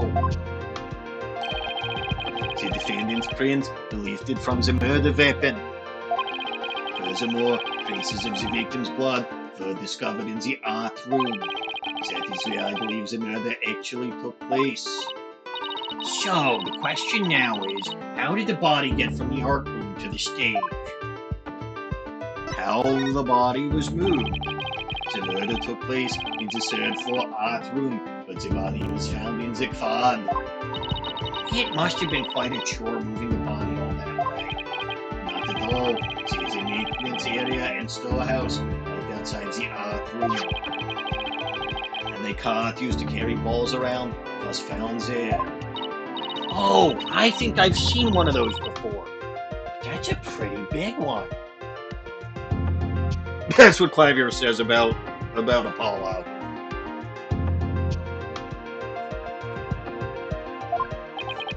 The jumbo jar, big enough to fit a person or a body in it. The defendant brought the body from the art room window, then moved it with the cart. That is how a high school girl could easily move the body all by herself. You don't say. Objection! Objection! A body dropped from 3 stories up would show would show signs of massive blunt force trauma. Objection! Objection. That may be true, but you failed to account for the large high jump mat in the storehouse. The body dropped onto such a mat would show no signs of blunt force trauma. Yikes! It's almost scary how similar this whole case is to the mock trial proceedings. Fights a crafty killer in an attempt to cast suspicion on the archery club. They moved the body to the quad, where it would be quite an easy shot from the club room. Then the killer faked the murder weapon by inserting an arrow into the all-stab wound. Sounds like he has only high praise for Junie's script. Was there any further arguments from the defense? Nope, it seemed like the teacher who was playing the judge was satisfied too. Time for the finale then. Your verdict, if you please, Fraulein Judge. Huh? Oh, right, that's me.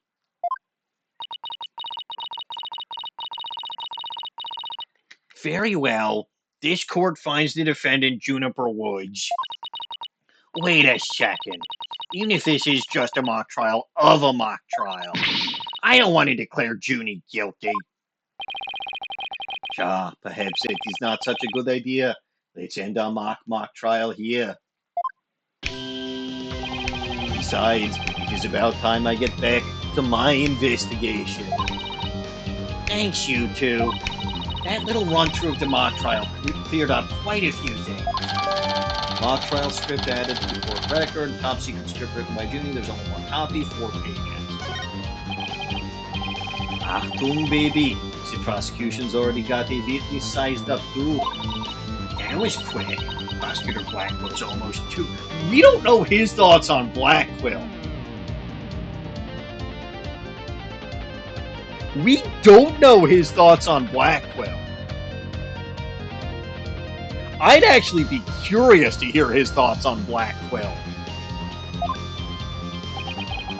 You're sure in a helpful mood today, Prosecutor Gagnon. Well, like I said, I just want to catch whoever killed Professor Court. There's no reason for me to start parting heads with you two. There's reason for me to start parting butts with you, though, Apollo. Anyway, I won't say goodbye, as I'm sure I'll be seeing you both later. And Apollo, since I am in town again, I'm sure I will be seeing you alone much later.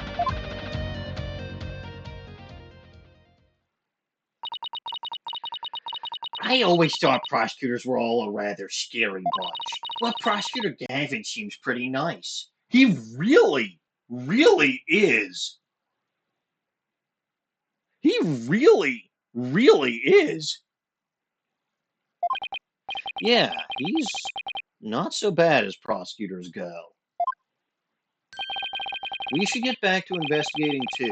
We don't have nearly enough information yet. And we also have to tell Mr. Wright that we have accepted Junie's case. Right, looks like we have our work cut out for us. Any ideas? The most common feature of this case is how closely it resembles the script. That makes it a tough one because we have to have a firm understanding of them both.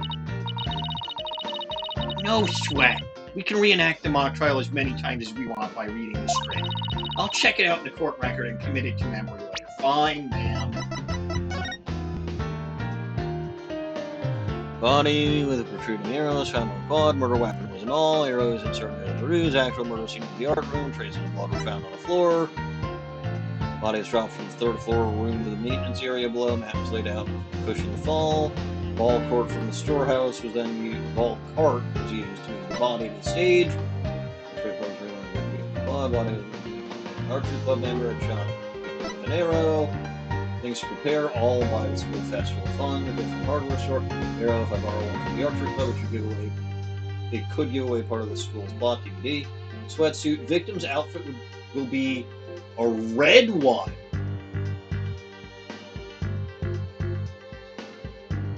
From the prosecutor course.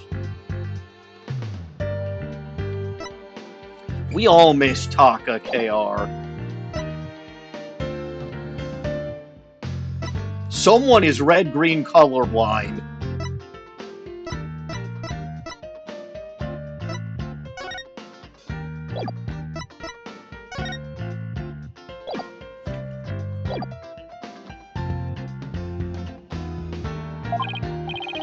Good. I bet the script and the mock trial are going to be the centerpiece of the real trial. Make sure you know them inside and out. Yes, sir, Mr. Justice. Mr. Justice. Careful, I could get used to that. Apollo, any advice on how to conduct this, on how to investigate this case? I know Taka just means hawk in Japanese. I didn't actually know that until, I think, Dawning told me, but yeah, that is, he named his hawk Hawk. It's like Dawning's brother naming a cat Panther.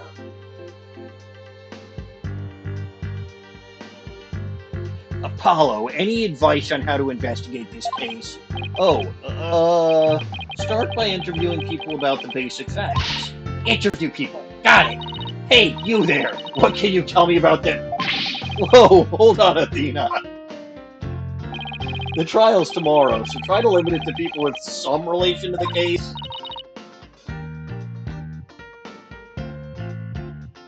Okay, got it. Limit the interview pool. Right.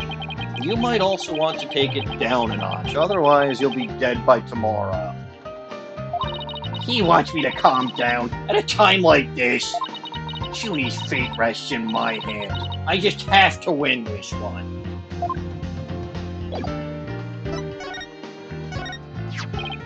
Oh, nice. Your attorney's badge.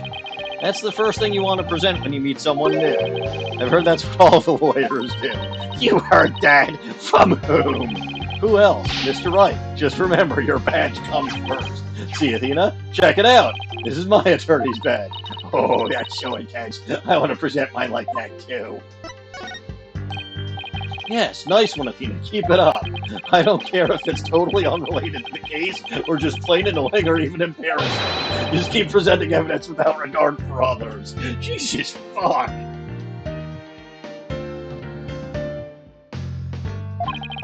That's the first step toward becoming a successful trial lawyer. Leave it to me. I'll present one piece after another, and another. That's a way to get yourself too many penalties.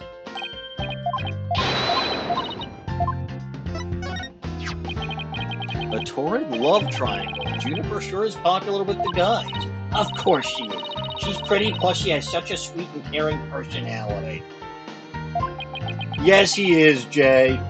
I know what you're thinking. Why can't Athena be more like that, right? Or, no, the thought never crossed my mind. Let's see. Panic, sorrow. Yup, that's exactly what crossed his mind.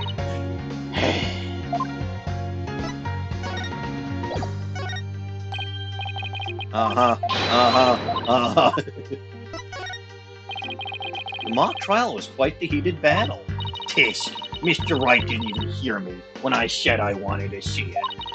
That was so unfair. We should have done rock, paper, scissors to decide who got to watch.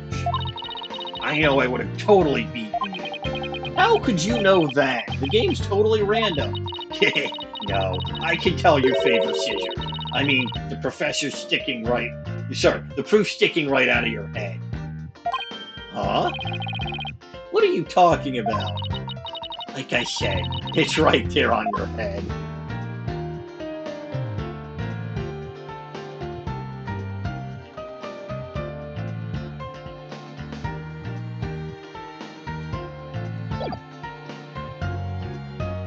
No, it's probably Athena who prefers scissors, and she's just projecting. In point of fact, you're right, Dawning, that he prefers rock.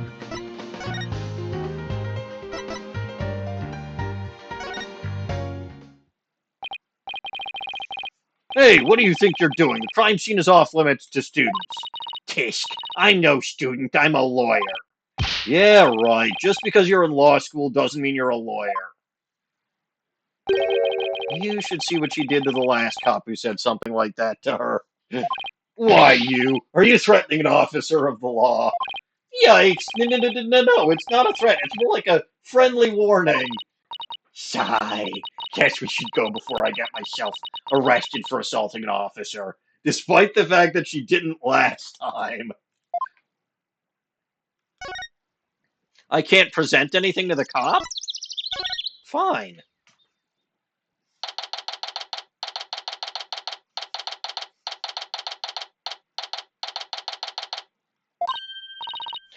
Ah, Mr. Wright. Oh, God.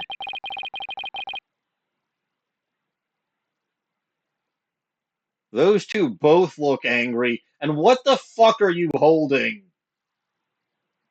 Aristotle? Why do you have a staff with a... Like, you are the most gaudy, pretentious asshole I have ever seen. Who walks around with a gold staff with a gold globe on it?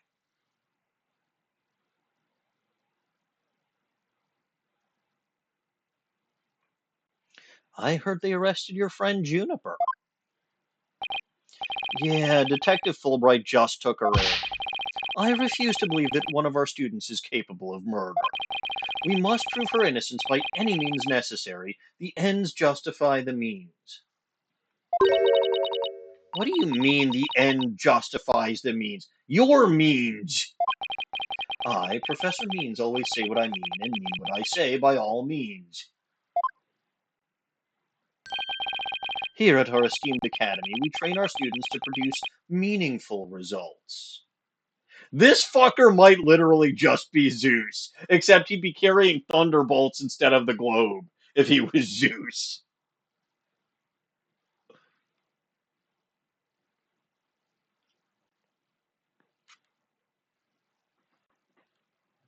Okay, to be fair, Dawning, like 3/4 to like 90% of the time that Zeus gets laid, it's either because he's raping someone or because he's tricking someone.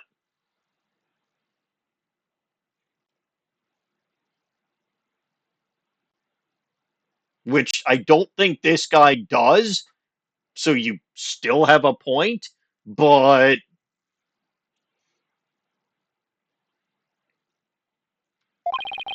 you believe in Juniper's innocence, do you not? Of course I do. Junie wouldn't even hurt a fly. Stop that. Precisely. We have justice on our side. The only thing we need are results. It is the height of folly to endanger your client by failing to pursue all means possible.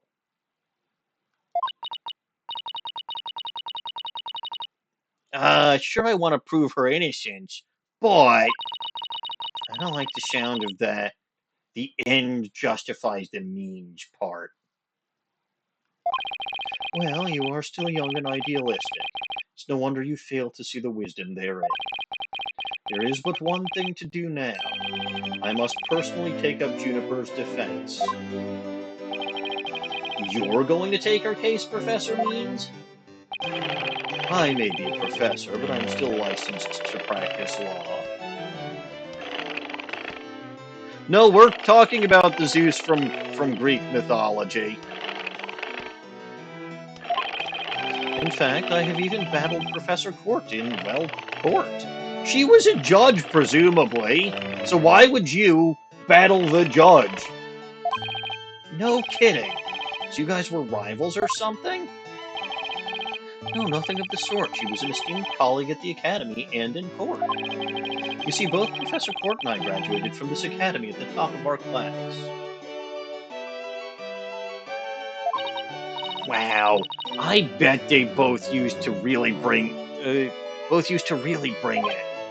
Now, if you would excuse me, I had best go discuss the case with Juniper. Professor Means, please wait. I didn't want to say anything, but Apollo and I already agreed to take her case. It's true. Juniper is counting on us to prove her innocence. Really now? You two?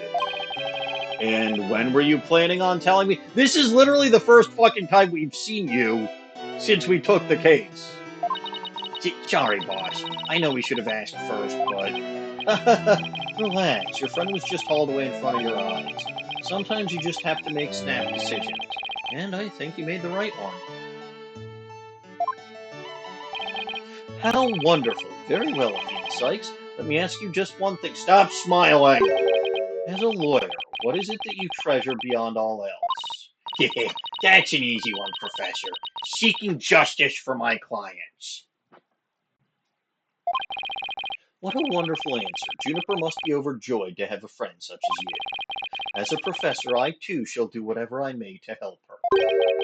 And if you decide to take the end justifies the means strategy, come see me at once. Let's hope it never comes to that.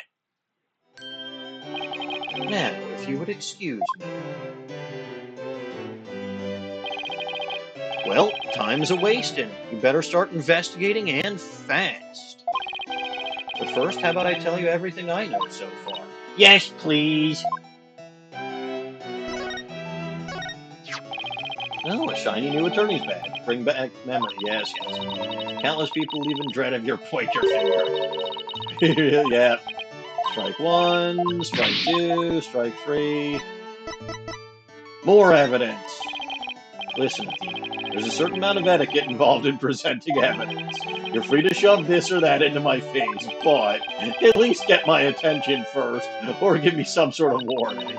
In other words, do as I say, not as I do. Things like that sure scream out school days, don't they? You wouldn't know, Phoenix. You went to art school.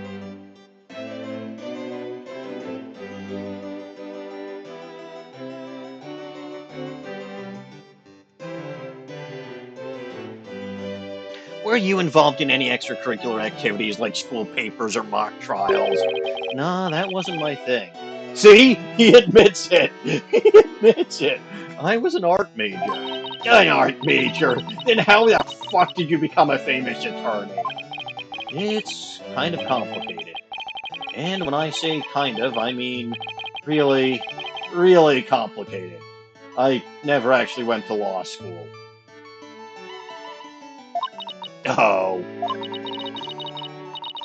He must really mean it. I'm picking up a lot of complex emotions in his voice.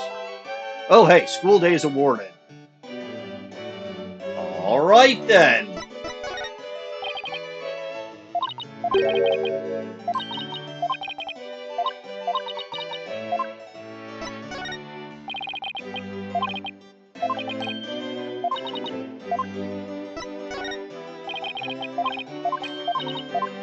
Uh-huh.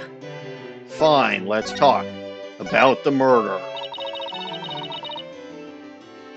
Yeah, you're getting distracted by the culpable Curry. I think Dawning's still getting distracted by Justidia's diner.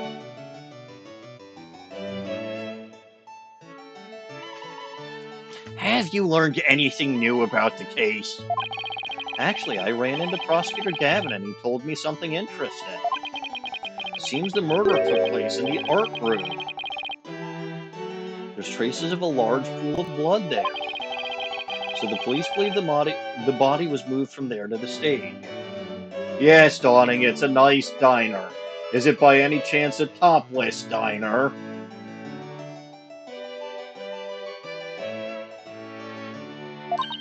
What? Really? Just like the mock trial again? The police are searching the art room, but whether they'll find anything, well... There's a roof. I suppose there would be. Well, why? Come to think of it... Let's do our own crime scene investigation before it gets too crowded. Are we even allowed to do that? No big deal as long as we leave it exactly like we found it. Plus, no, never mind. Now, where was I again? But there's really no need to talk about it right here, right now. I want you to find out for yourselves. Rumor about the Academy. Definitely a few... Okay, that's reasonable. But you know what I'm talking about. Do the waitstaff wear tops?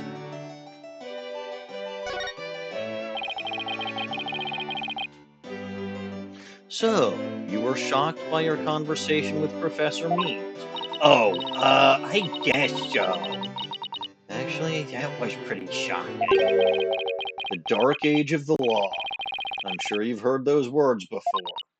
Sure, a number of times. Prosecutors file false charges, and lawyers fight back by fabricating evidence. There's a lot of that going around these days. But the question is, how is it related to the case at hand?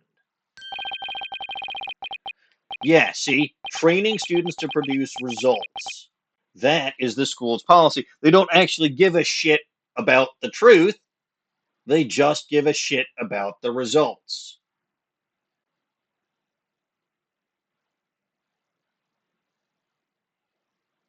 I didn't say whether or not they had tops, Jay. I asked if they were wearing tops. You don't wear the top half of your body.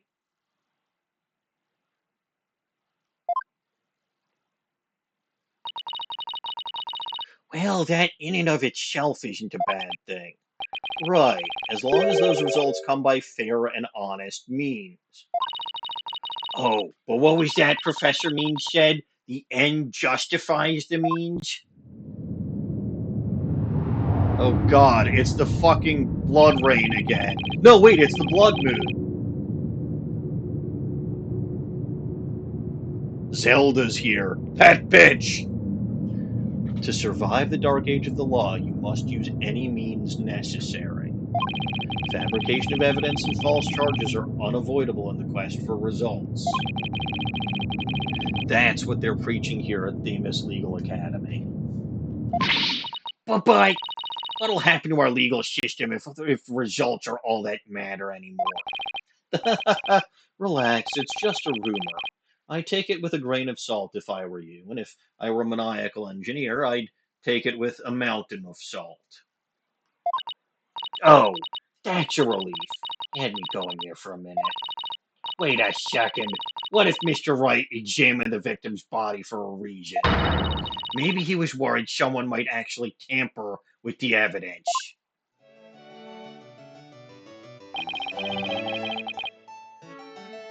No, Zelda's biggest crime is redhead kidnapping. I don't think she's ever actually murdered anyone. I think that about wraps up what I know so far. The fact that this case closely resembles Ms. Wood's script is obviously important. Knowing that, you should probably try and identify what's the same and what's different. Already done. Okay, I'll try talking to as many people as I can on campus. Athena away!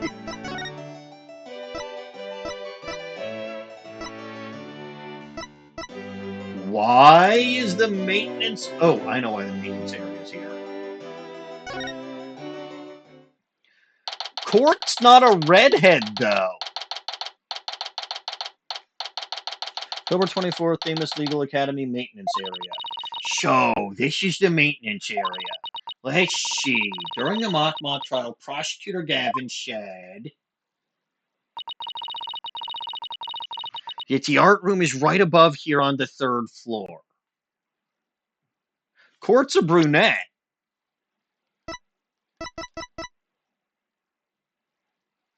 Like, that is definitely not red hair. Trucy's hair is redder than Court's. I'm not saying that Trucy is a redhead. Trucy's a brunette too. But... And the body was dropped from there onto a high jump mat from the storehouse. Right, and then he claimed the body was transported to the stage in a ball court. Ball cart. And then, there's someone else here. Hey, it's Robin. Whoa, you scared the crud out of me. Yikes, right back at ya. So, what are you doing out here? I'm working out so that I can become strong enough to save Juniper. But I'm so worked up. My training race is almost breaking at the seams. Oh, right. The girl you like got arrested, so you're psyching yourself up to rescue her. Yes, because I'm the manliest of manly men. That's why I work out with my manly brace.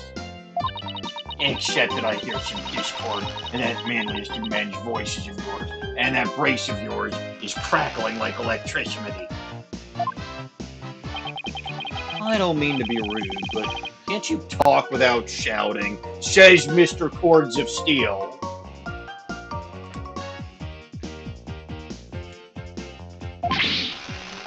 Sorry, I'll try not to shout so much, if at all possible, that is. Which is not at all possible, by the sound of it. Should you mind if I ask you some questions as Junie's lawyer? No problem, ask away! Keep them coming, man! Ouch, my ears ache already, and he called me man.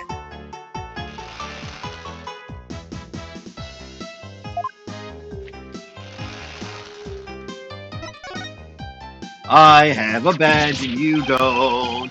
Whoa, check out your badge. What do you think? Nice and shiny, huh? Yeah, it's awesome. If the plating ever starts to peel or it gets all bent up, let me fix it up for you. Really? Thanks. Although I don't know about plating. I heard we're doing attorney's badges in official cardboard now. No problemo! I'll have some Primo clay and glaze at the ready, just in case! Wait, what does clay have to do with my badge? My badge is cardboard. Whoa, did you make that? Let me fire it in a kiln for you. Just give it to me and I'll take it. I think I'll pass on kiln firing this time. You dropped the bullet there.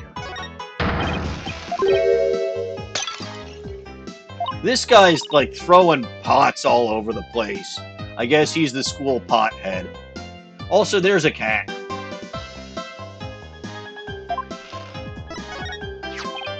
Ah, that paper!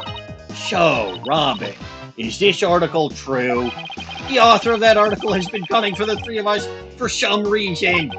It's been nothing but trashy articles like this as long as I can remember. Maybe the author just wants your attention? No way, man. The venom in these articles is way beyond that. I wonder.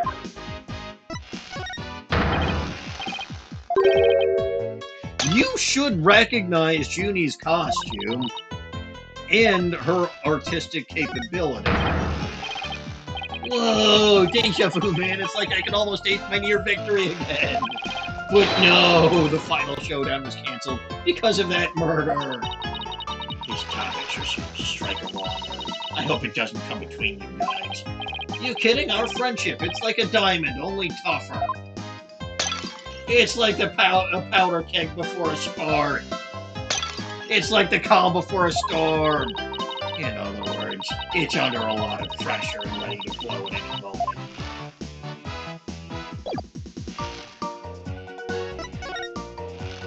I guess tell us about yourself? Robin, could you tell me a little bit more about yourself? You want to know about me? I'm second-rate member of the Fine Arts Club.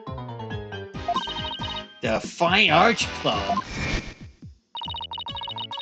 Looks like the broken pottery of plaster. Maybe this is the source of the noise we heard. There were supposedly 2 statues on this stage. I seem to recall hearing that a co-ed from the Fine Art Club made that. 2 big banners and a pair of weakened statues. This is just an illustration, but it's not half bad. Wicked statues. Wait, are these supposed to be you and Mr. Wright? Bingo, Fraulein. It was so big and magnificent too, which is exactly what they say about Apollo. Anyway, what a terrible vase. Say, did you create those stage statues by any chance? You bet I did, both of them. Put my blood, sweat, and tears into those things, man. And you shattered them because we see you shattering all the fucking stuff that you made before. Apollo, you see him literally smashing all of his stuff. He doesn't give a damn. So he probably did it. It must have been terrible seeing them all smashed up like that. Nah, I couldn't face Professor Court if I let something like that get me down. What do you mean?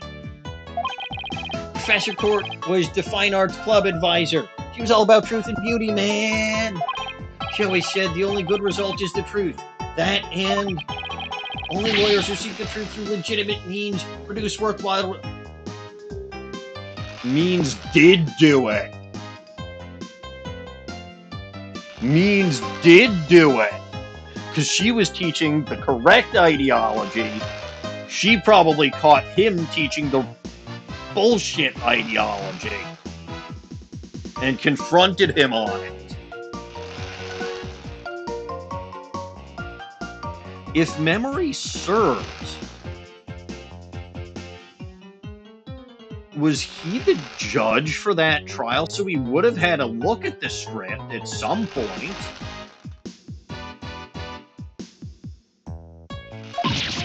Yes, I'm totally on your guys' side. She must have been an incredible woman. Yeesh. You call me loud. I mean, I am loud, but I don't know why you call me loud when you practice your chords of steel. I still increase the count, though.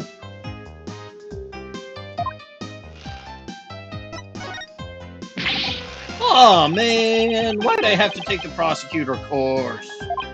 I mean, how am I supposed to save Juniper if I'm studying to be a prosecutor?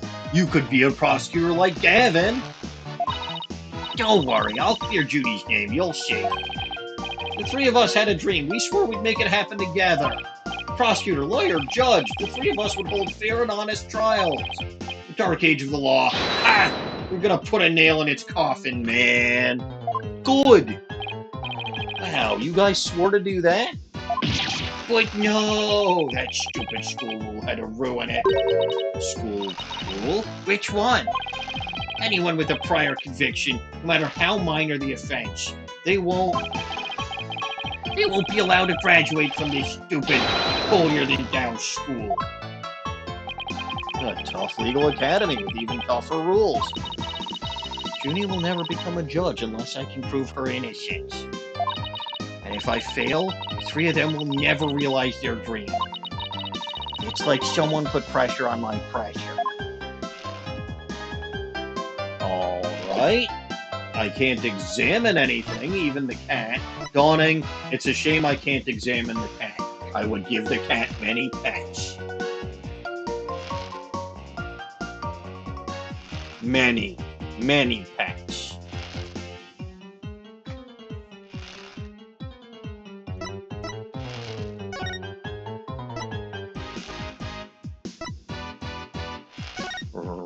Can I go here now? Okay, I can go here now.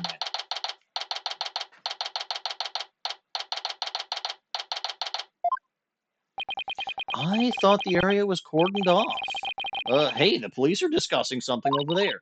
Oh, I know. I'll just quietly sneak over there for a listen. Here goes. Ah! Tina, watch where you're... Eek!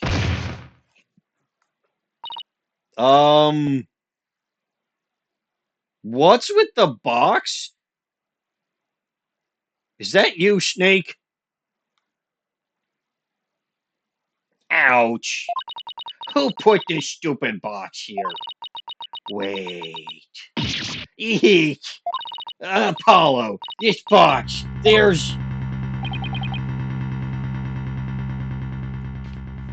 What now?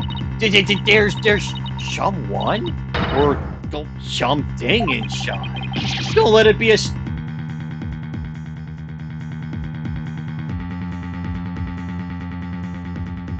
Well, they just made the reference that I just made. Don't let it be a snake!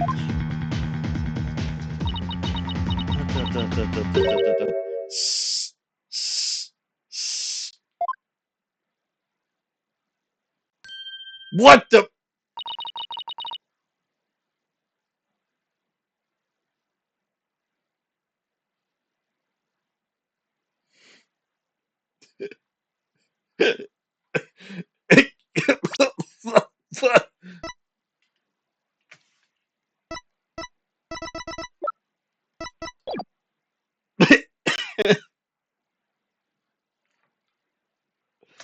You morons just blew my cover.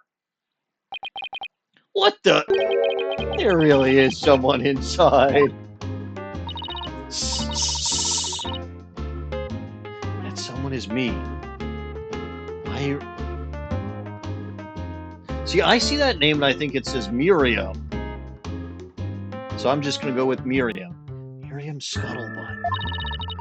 I'm a senior in the judge course. Watch with the box. Shh, shh, shh, shh. It's the fate of those who live in the shadows. There's a very good reason why none may see my face by the light of day. Wait, if you're taking the judge course, did you write a mock trial script too? You really want to see my script that bad? Well, you better watch out. Read it without my permission. I wish you hadn't. Who cares? I'm sure it was rejected for a good reason.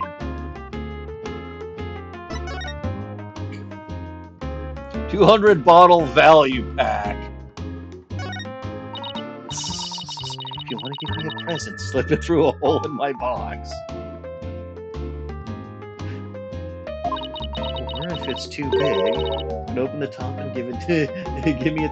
So this is the school newspaper person. You can open the top and give me that one. So which is it gonna be? Either way creeps me out.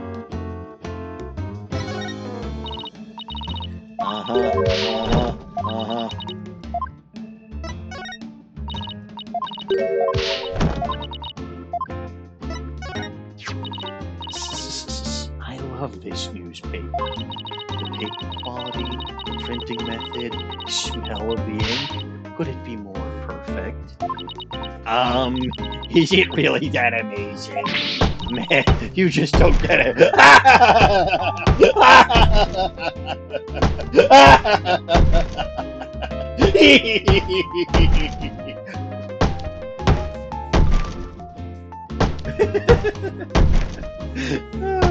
You just don't get it, do you? Toilet paper, hamster cage lining, window wiper. My paper is so awesome. I knew it was her paper. My paper is so awesomely versatile. Am I to understand that the contents run the entire spectrum of fecal matter as well?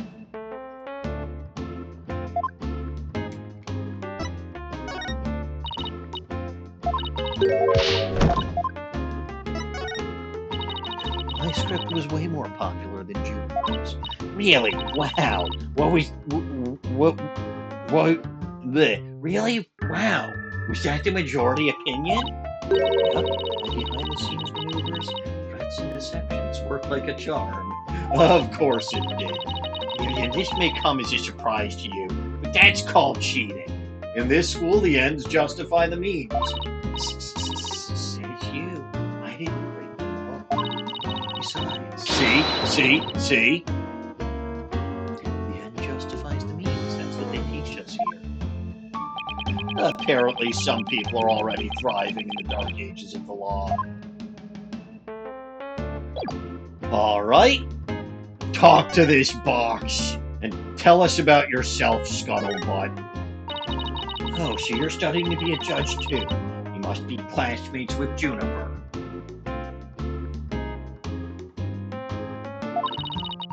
Are you a friend of hers?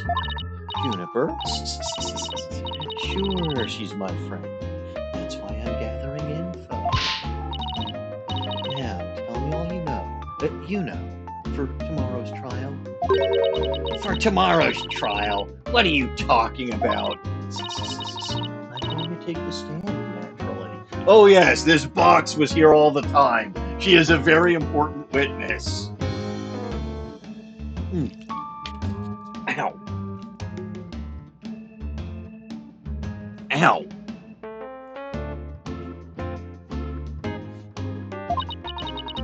So, the witness for the prosecution is some weirdo in a cardboard box. It's unfortunately not the weirdest witness we've had. Like, I'm pretty sure a parrot and orca count is weirder. This disguise is how I get my scoops. Why, you're right. It's me. So tell me everything you know for Juniper's sake. Well, wait a second, Miriam. Repeat what you just said? A lawyer with brains as bad as his ears. Poor Juniper. I'm taking the stand tomorrow.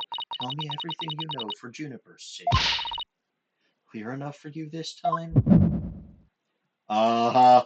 Uh-huh. I thought so. Athena, my bracelet's reacting.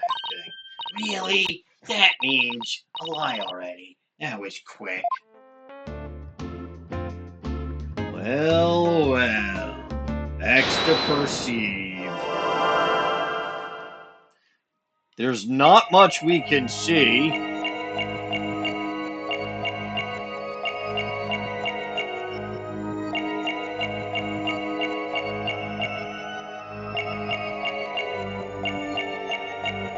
It's probably not her eyes, but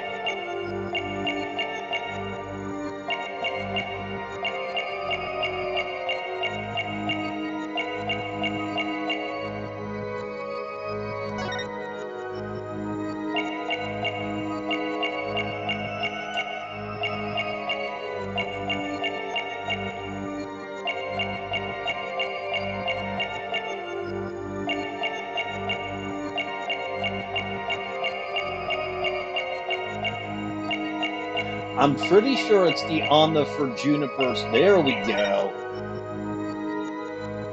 Gotcha! Gotcha.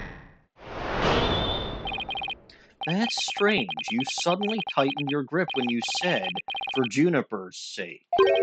It's like you subconsciously tensed up because you're lying. Gee, I wonder what she's lying about. Yeah, no, I figured it was going to be the for Juniper's sake part of the sentence. She wants to know, A, so that she can be, able to whatever their arguments and whatever tomorrow, and because she wants to write an article about it for the school paper or for her gossip tabloid. What are you talking about? When did I ever lie? Yeah, never could have seen this betrayal coming.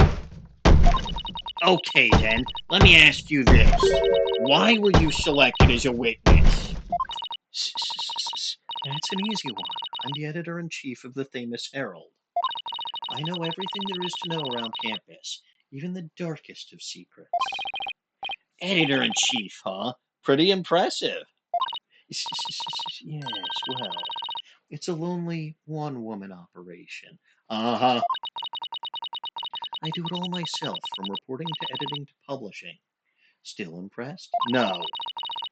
I'm a perfect storm of journalism because I bring it all to the table. And this is the evidence. Here. She's presenting me evidence? An extra edition of the Famous Herald, published to coincide with the mock trial. Famous Herald Extra added to the court record. An extra edition of the school paper that covers the mock trial. Interesting.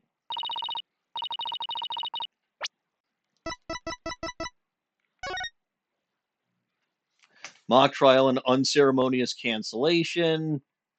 Blah, blah, blah, blah, blah, blah. I'm sorry. Why are his hands glowing?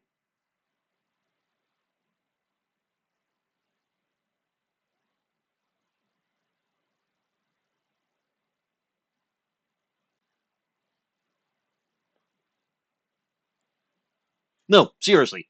Why are his hands glowing?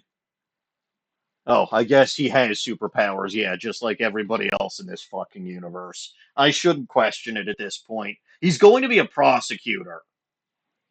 And as we know, there's one prosecutor with the power to summon coffee from anywhere he fucking wants at any time he fucking wants, and a second prosecutor whose power is to literally play the air guitar. So key power makes sense, I suppose. Thanks, Miriam. You've revealed who you truly are. Someone who's never had Junie's best interests in mind. What? Are you questioning our friendship? Look, you may want answers, but no can do because what you're saying conflicts with this piece of evidence. Take that! Take this! That's the famous Herald, the paper I publish. What about it? Are you really that dense? This article is full of malicious lies about Junie. It's definitely not something a true friend of hers would write.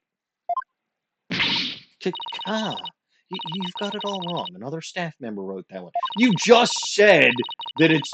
Yeah. I don't think so, Miriam. You even said it yourself just a moment ago. It's a one-woman operation. Or did you forget already? Jesus fucking Christ, you're studying to be a judge? Yeah, you're stupid enough to be a judge. If you just give me the info you have.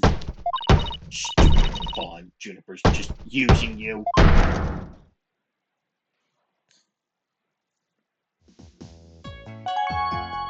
Well, let's try this again.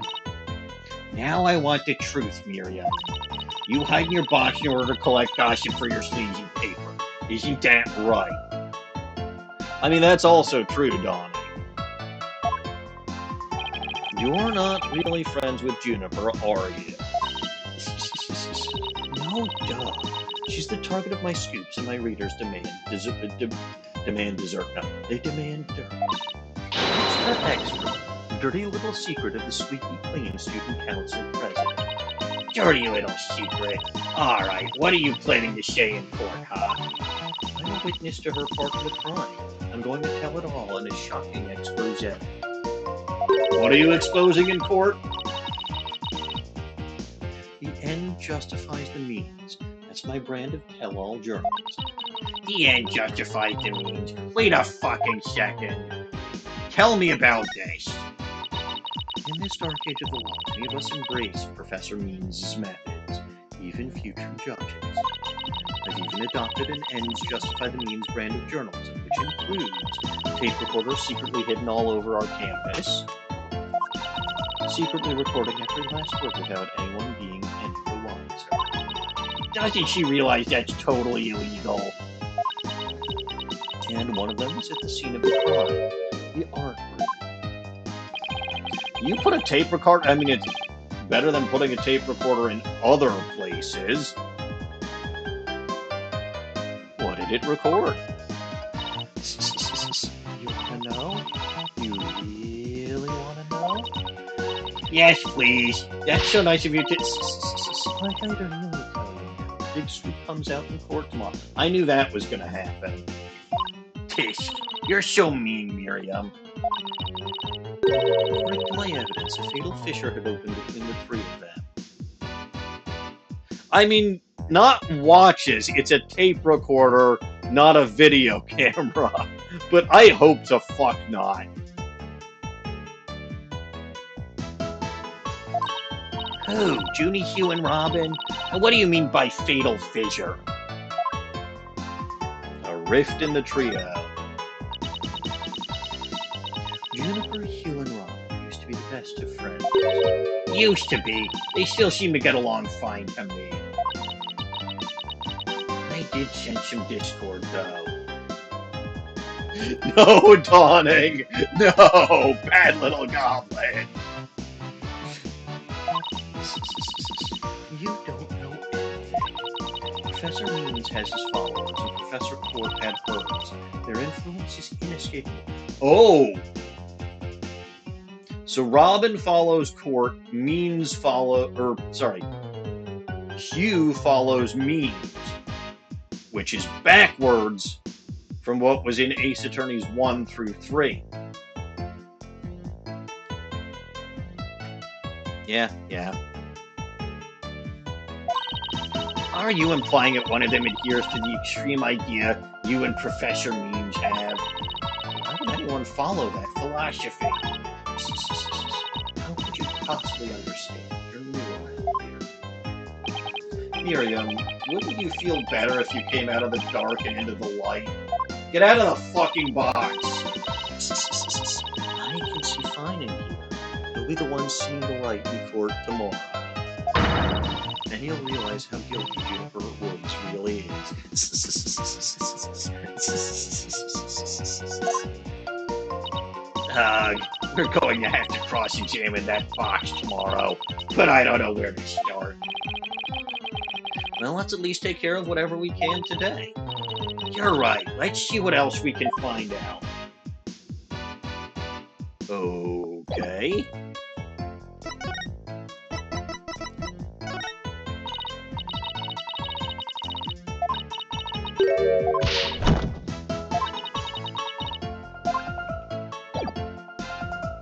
Fine.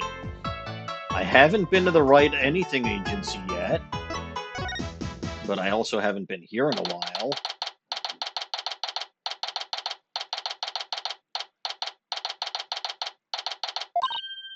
Look, there's Hugh. Hey, Hugh. Oh, it's you two. Do you want something? Did you find anything? You said you were going to do some investigating of your own. Nope, nothing yet. I'm afraid it's not looking very good for Juniper. You don't really think Juniper could have done something like this, do you? Only the author and the victim knew the contents of the script. Both the stage and the art room were in the exact same state as described therein. Nobody could mimic a crime like that unless they'd already read the script or wrote it. But look, Professor Means is better able to handle this than you two, so just leave it to him. There it is again. I'm picking up some discord in Hugh's voice. Take this! Hey, your attorney's badge looks brand new. That just shows how inexperienced and useless you are. Well, when you get your badge, it'll be new and shiny too. Hey, you mouth breathers just don't get it, do you? My badge will be a symbol of my genius from the moment I get it. It will be chipped, bent, and worn as if it's been through 1,000 courtroom battles. No, it's cardboard. It won't be chipped or bent. Well, it might be bent, but it's cardboard. It's cardboard, man. He's like some hipster doofus. I love how she used doofus. Is it just me, or is this your name here? It is Hugh. That's my name, but how should I know what it's doing there? Well, being the whole campus looks up to me. I'm not surprised to find my name mentioned here. And I'm not surprised he said that, being the narcissist he is.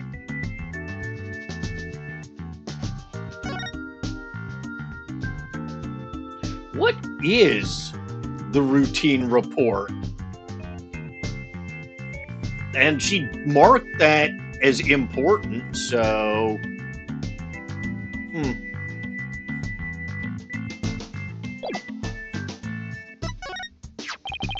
That's from the archery club. We let the school use it for the mock trial. Never figured it would end up being used like it was. Of course the real murder weapon isn't narrow at all. I know, but the fact remains that it was used in this whole insidious plot. Yeah, he does. Look, I'll give him Phoenix's. He can absolutely... Well, okay, Phoenix's badge would also be new because he just got back to being an attorney. But still, I'll give him Phoenix's original badge. But a mouth breather like you couldn't possibly understand. You see, archery is a sport that demands advanced mental focus. And the killer's actions have done harm to its image. I know exactly what you mean, except for that mouth breather remark. Well, let's hope that someday you will, because it couldn't have been any more self-evident. I like him less and less every time he opens his mouth. So, you really declared that you confessed to Junie if you won the mock trial? Definitely not the shy type. Yeah, well, that's just the genius that is me. My thoughts and actions are on a whole other level from you mouth breathers. No, it's your vanity. It's on a whole other level. I don't like... So, okay, here's something interesting that I wonder if they explore more. Ace Attorney 1, 2, and 3 was all about dealing with corrupt prosecutors. So far, it looks like Ace Attorneys 4, 5, and maybe 6 are about cleaning house on the defense's side of the aisle. Like, that would actually be something that would make sense.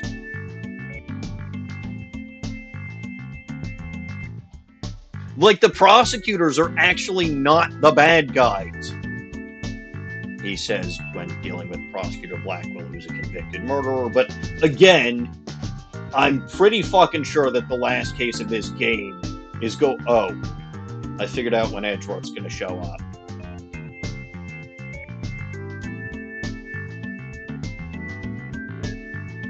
Yeah, because Blackwell can't prosecute himself if he's the defense.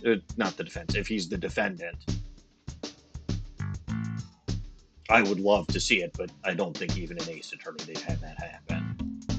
Anyway, no, it's your vanity that's on a whole other level. Random junk from some mouth. Hey, buddy, that's the costume your friend Juniper designed.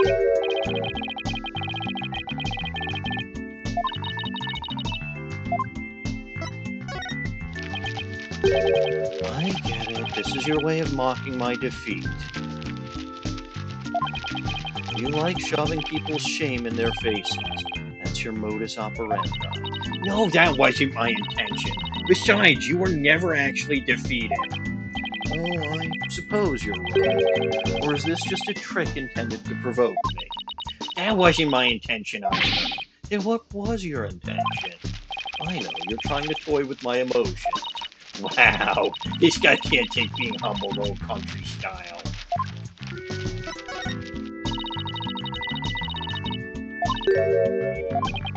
I see. Alright. You're probably gonna lie too.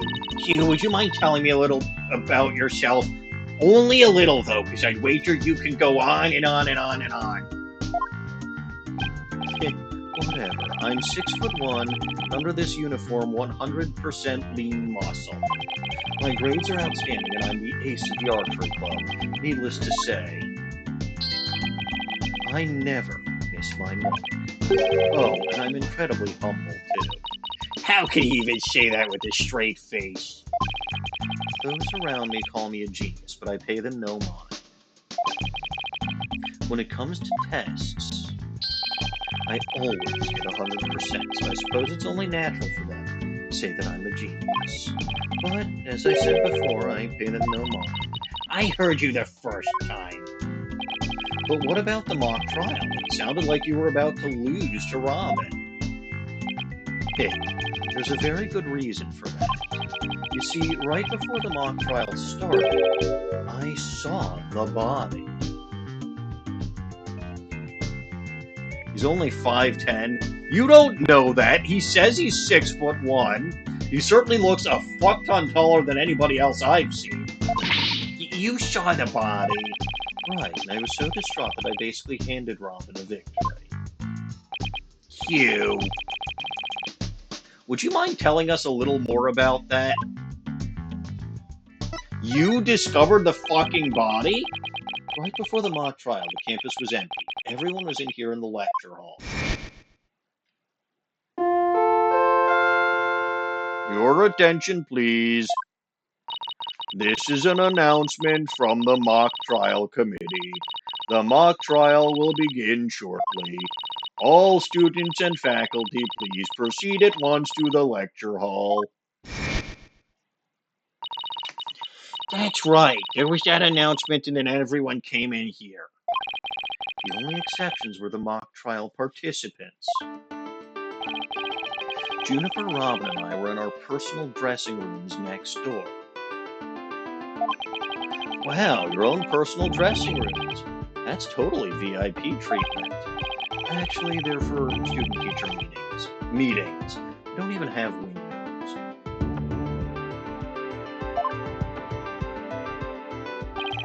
The other two waited patiently in their rooms, but that's not my style. So I headed over to the archery range on the other side of the quad. I did some meditation while I waited. It's the best way to relax. Then, just before the mock trial was to start, I headed back toward the main building.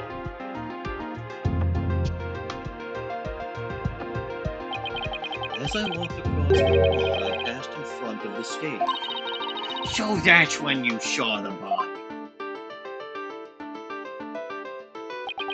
Right, it was quite a shock. As much as I hate to admit it, my legs were shaking. I mean, I'm not saying he doesn't seem like that type of guy, but, like, his character model is taller than everyone's. Like, his head's going off screen. I could have easily beaten Robin if it hadn't been for that. Wait, hold it right there. You went through with the mock trial even though you had just discovered a body?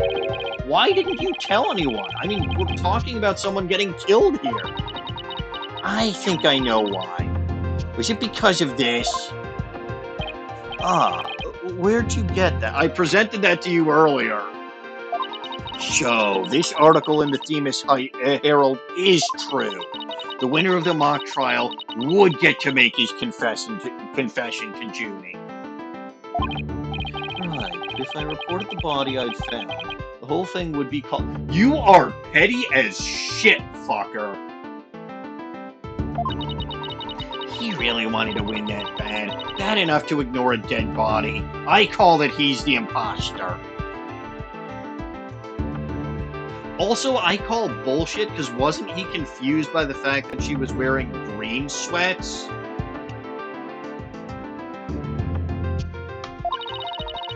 Sorry, but that's not normal. Or could their love for Junie really be that strong? Thanks for sharing that important piece of information with us. It may prove useful at tomorrow's trial. Good, because that's all I have to say about the matter. Thanks, and don't worry, we'll prove Juniper's innocence. You'll see. I can't say you two inspire much confidence. Okay, Athena, what next? Well, I think I've talked to everyone who's somehow linked to the case. Okay, maybe it's about time we wrapped up our investigation. Oh, wait, we haven't met with Junie yet. Yeah, you're right. Let's head over to the detention center.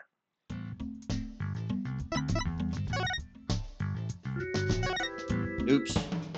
I didn't actually mean to come here, but sure. A school festival? Why didn't you take me with you? Oh, only Mr. Wright was officially invited. Apollo and I were just tagging along, but we are lawyers after all. Well, my magic act would have been a great warm-up for the mock trial. They'd have seen how even the most crucial evidence could vanish in the blink of an eye. That's probably precisely why Mr. Wright didn't invite you. Athena, don't you think the Write Anything agency is about run its course? What do you mean? Isn't it obvious? It's time for the Write Anything Academy. And you, Athena, I want you to be the head of our psychology department.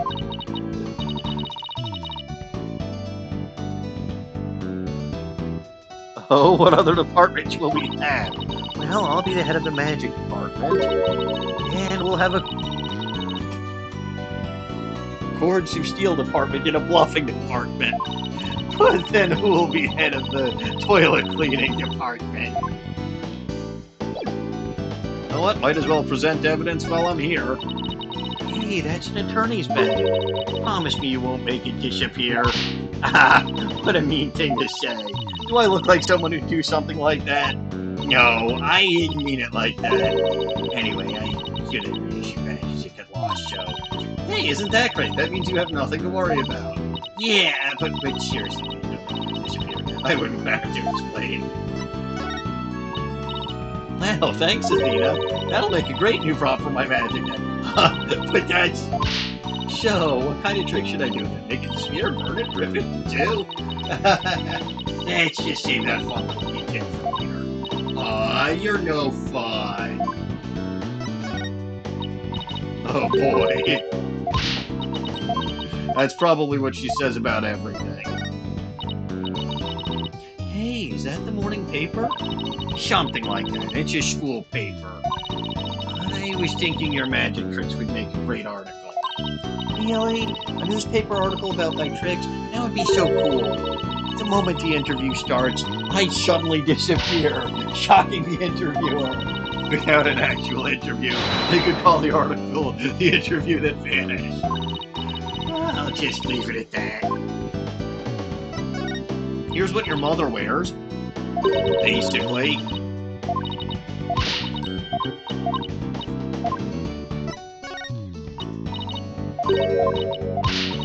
And I bet you that the last one is the same as the other one, right? Yep. Alright, well, we've gone to see this little goblin even though we didn't have to, so Dawning is probably happy.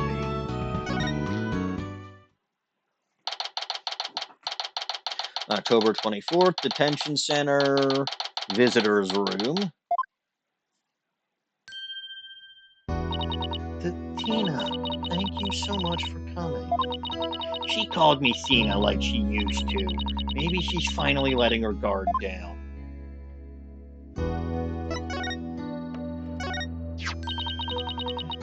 Badge. Yep.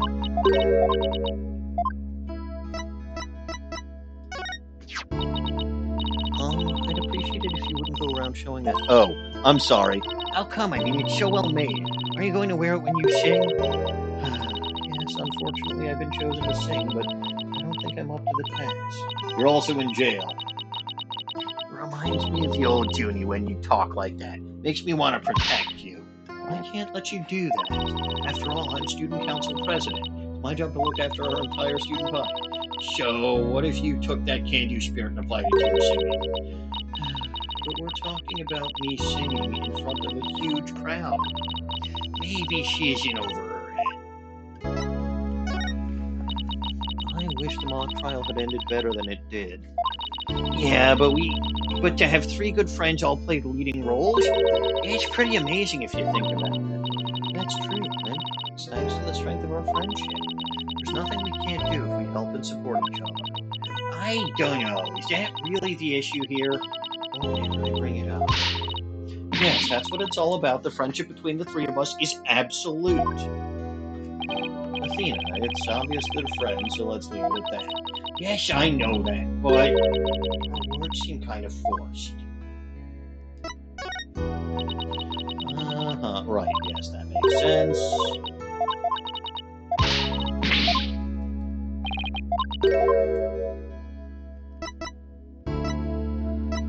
Alright, let's talk. The script. Junie, the crime's unfolding exactly like your script. Any idea what's going on here? We wanted to make it fair, so the script was kept secret until the day of the mock trial. The only people who knew the details were Professor Court and I. Nothing we haven't heard already so far. However... Yes? What is it, Junie? Well, there was this one article in the school paper. You mean this one? It's more like a tabloid piece than a newspaper article, if you ask me. I've been worried that the trial would wreck the friendship between Robin, Hugh, and me. She wants to stay friends, but both of the guys are hoping to take it to the next level. Oh, the passion of high school drama. Wish I could have experienced it. And I know I shouldn't have, but I revised the script to favor the prosecution. Oh, really? Wouldn't have figured she'd go for the loud guy, but I suppose the other guy's an egotist, so... But Professor Court noticed it immediately and changed it back. So if Robin had won, he wouldn't have been able to confess his love to Junie. That would have kept the trio's relationship the same. Never knew Junie could be so devious. Sorry, I guess my personal problems probably won't be of any help in court, huh? You never know. Help often comes from the most unexpected places. Thanks, Juniper. The awl. I was wondering about that awl you had on you when you were arrested. Detective Fulbright, we found this in the suspect's pocket. Yes, old bag. No, it wasn't old bag. It was Von Karma at the time. But Detective Fulbright, we found it in the suspect's pocket. Why, there's blood on this.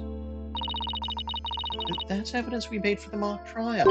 Oh, mock trial? Never heard of such a thing. But it sounds fishy to me. Real fishy. I want to be bribed with fish. It was the murder weapon from the mock trial. Professor Court and I were prepping it in the art room until the day before the trial. I didn't even realize I still had it on me until I was arrested. Then we've nothing to worry about. There shouldn't be any way to link it to the crime. Still, that blood red color on the awl bothers me. Wasn't it just paint or something? I mean, I was looking at it from pretty far away, but it probably was just paint, but that's what bothers me. It wasn't on the awl when we were prepping it yesterday. It wasn't? Then how and when did it get there? Well, before the mock trial began, I showed Dina and Mr. Wright the waiting room. Then I went back to my dressing room to get the trial props we were going to use. That's when I found the art room key in the awl with what looked like blood on it. A key? And the awl? Professor Court normally has the art room key since she's the Fine Art Club's advisor. And since the key was there in the dressing room, I thought she was the one who had painted the awl to look like it had blood on it. After all, she always insisted that the props should be realistic, so... The awl suddenly shows up on the day of the trial with what looks like blood on it. I have a really bad feeling about this. Me too, but let's not jump the gun on this. Mock trial prep work. You and Professor Court were busy preparing for the mock trial together yesterday, right? Was that the last time you saw her? Yes, I left school at around 6 p.m. Did you notice anything different about her? No, I didn't notice anything out of the ordinary. She looked and acted the same as always. I would have never guessed she'd end up like this. It looks like we're about out of time. Thank you for coming to see me. We'll do everything we can to prove you innocent tomorrow. I know. I believe in you, Fina. Well, I should go now. Bye.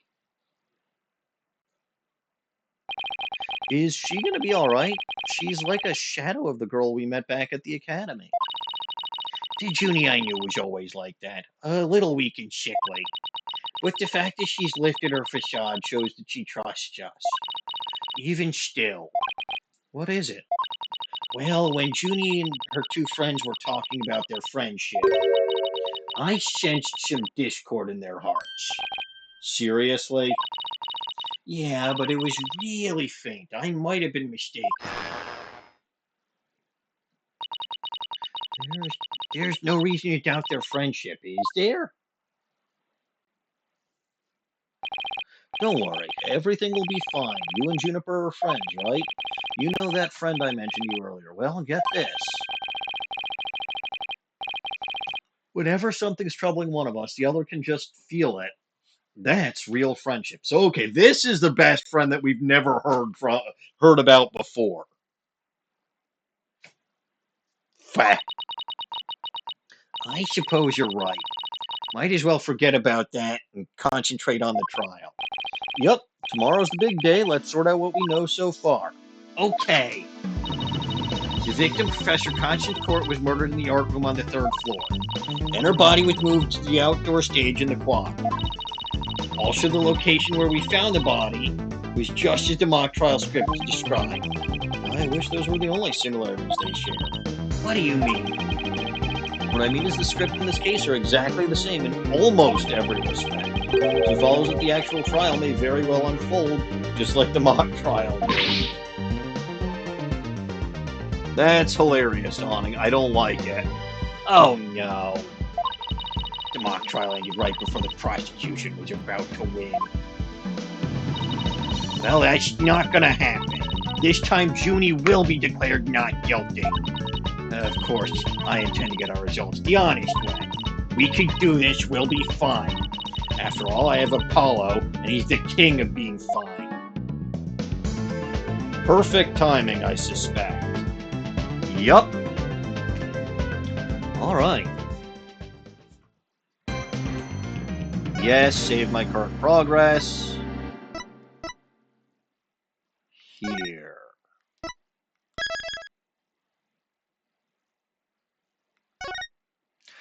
Alright.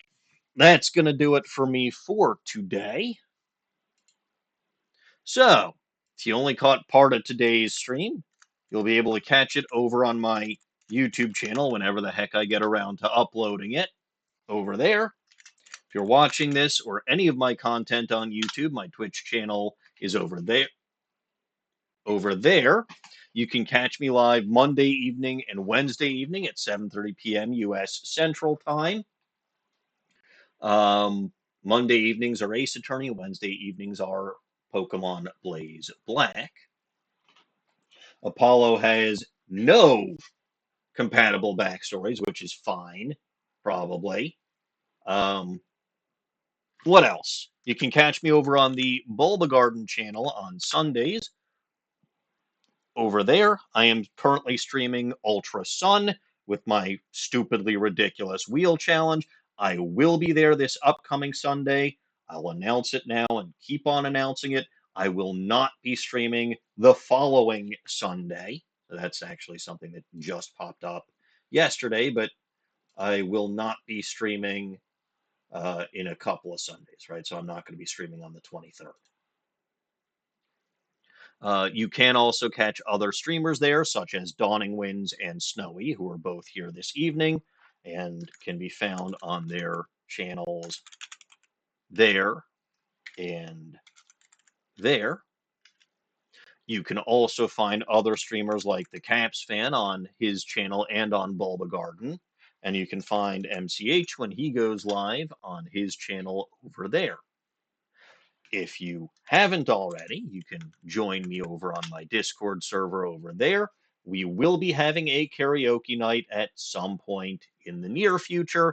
Not sure exactly when, because it depends on when my wife is going to be out of the house. As I mentioned earlier, she does not appreciate me singing at the top of my lungs while sitting in the basement. Which is fair. Anyway, that will do it for me for today. So, as always, I am Maniacal Engineer, and I'm never going to give you up, never going to let you down. Thank you all for watching, and God bless this mess. I'll see y'all on Wednesday.